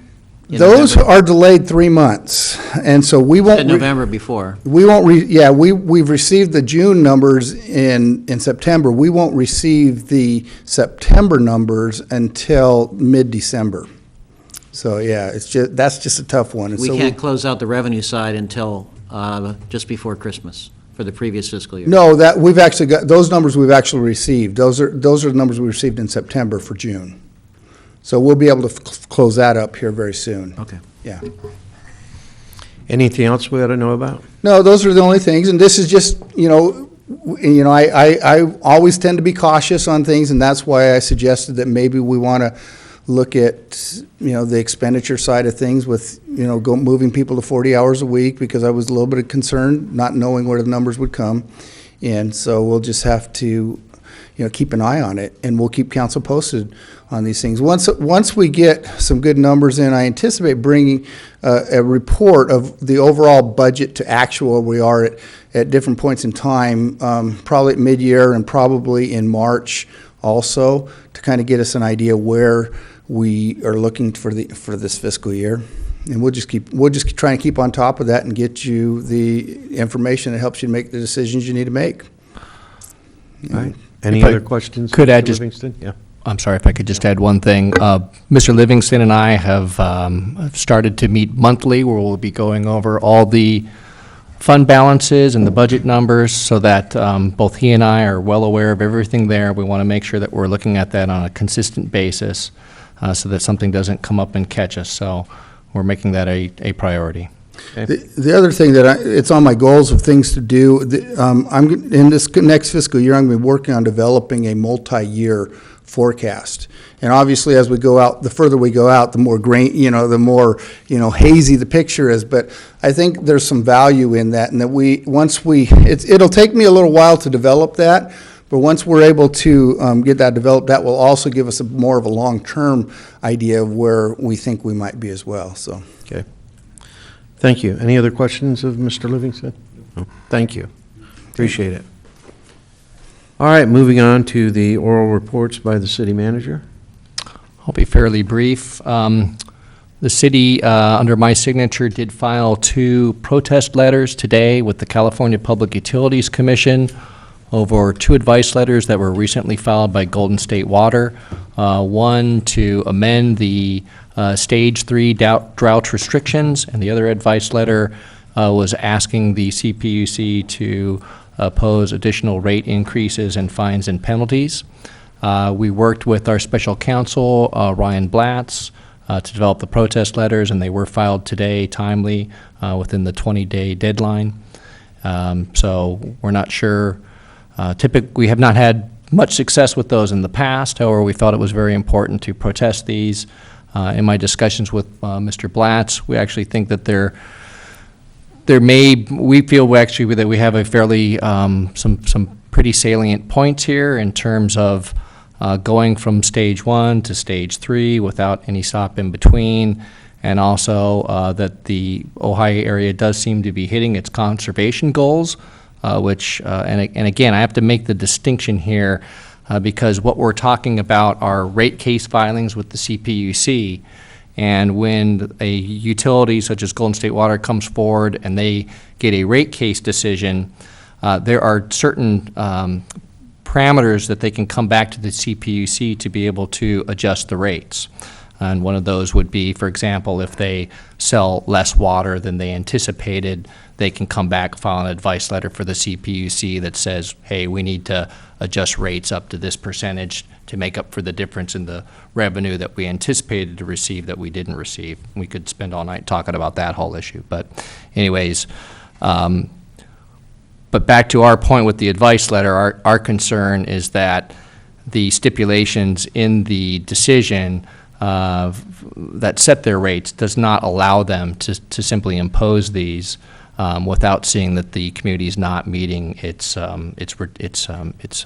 conservation goals. Yep. So even though we understand conservation is a big issue, we understand what Casitas has done, and that Golden State has followed suit with that. And the way that it fits within the structure of the CPUC, we don't feel that that is something that they could simply file an advice letter for and be able to make those adjustments. Okay, thank you.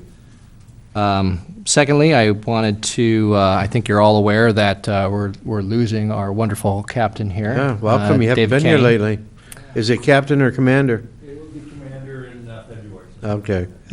So that's why I'm still calling him captain. Yeah. I had made sure I didn't want to make that mistake. So, however, we did get word of the of his replacement, and that is going to be Captain James Freihoff. So he will be starting to work the transition with Captain Kenny. So they will have some time at the station together before he leaves in February, and we will be having Captain Freihoff. We'd like to introduce him to the council probably at the December 13th meeting or sometime after that.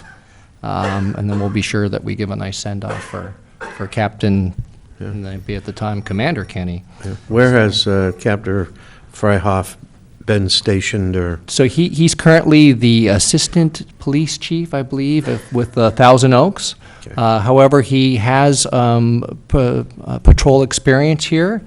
I think he spent 4 or 5 years in the Ojai Valley when he was a patrolman, a deputy, and so this is not his first time back in Ojai. Well, that's good. I've had a chance to meet with him. I think he has the right temperament and personality for Ojai. He understands the community, and he's a really, really nice guy. I just can't say that enough. So I think people will find him very easy to talk to and very easy to relate to. Well, he can't be any nicer than our current chief. Well, I wasn't going to go there, but anyways. Big shoes to fill, big shoes to fill. Very big shoes, so.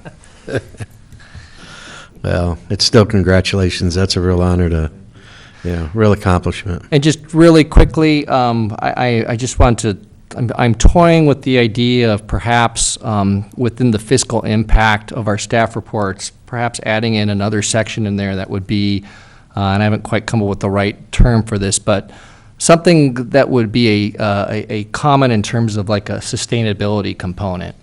In other words, if we build this, or if we do this, or if we impose this change in policy, what is it going to mean to be able to perpetuate that and keep that going? I think a lot of times we don't quite get into that enough in the fiscal impact, and so that is something I'm exploring. I want to at least put that idea out there so that I could get your individual feedback. Okay. Thank you.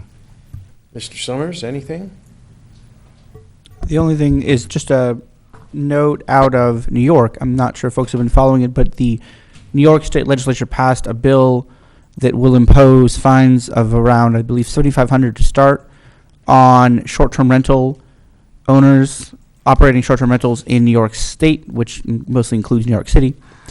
And the next day, Airbnb filed a lawsuit to challenge it, and that will work its way through the New York federal courts.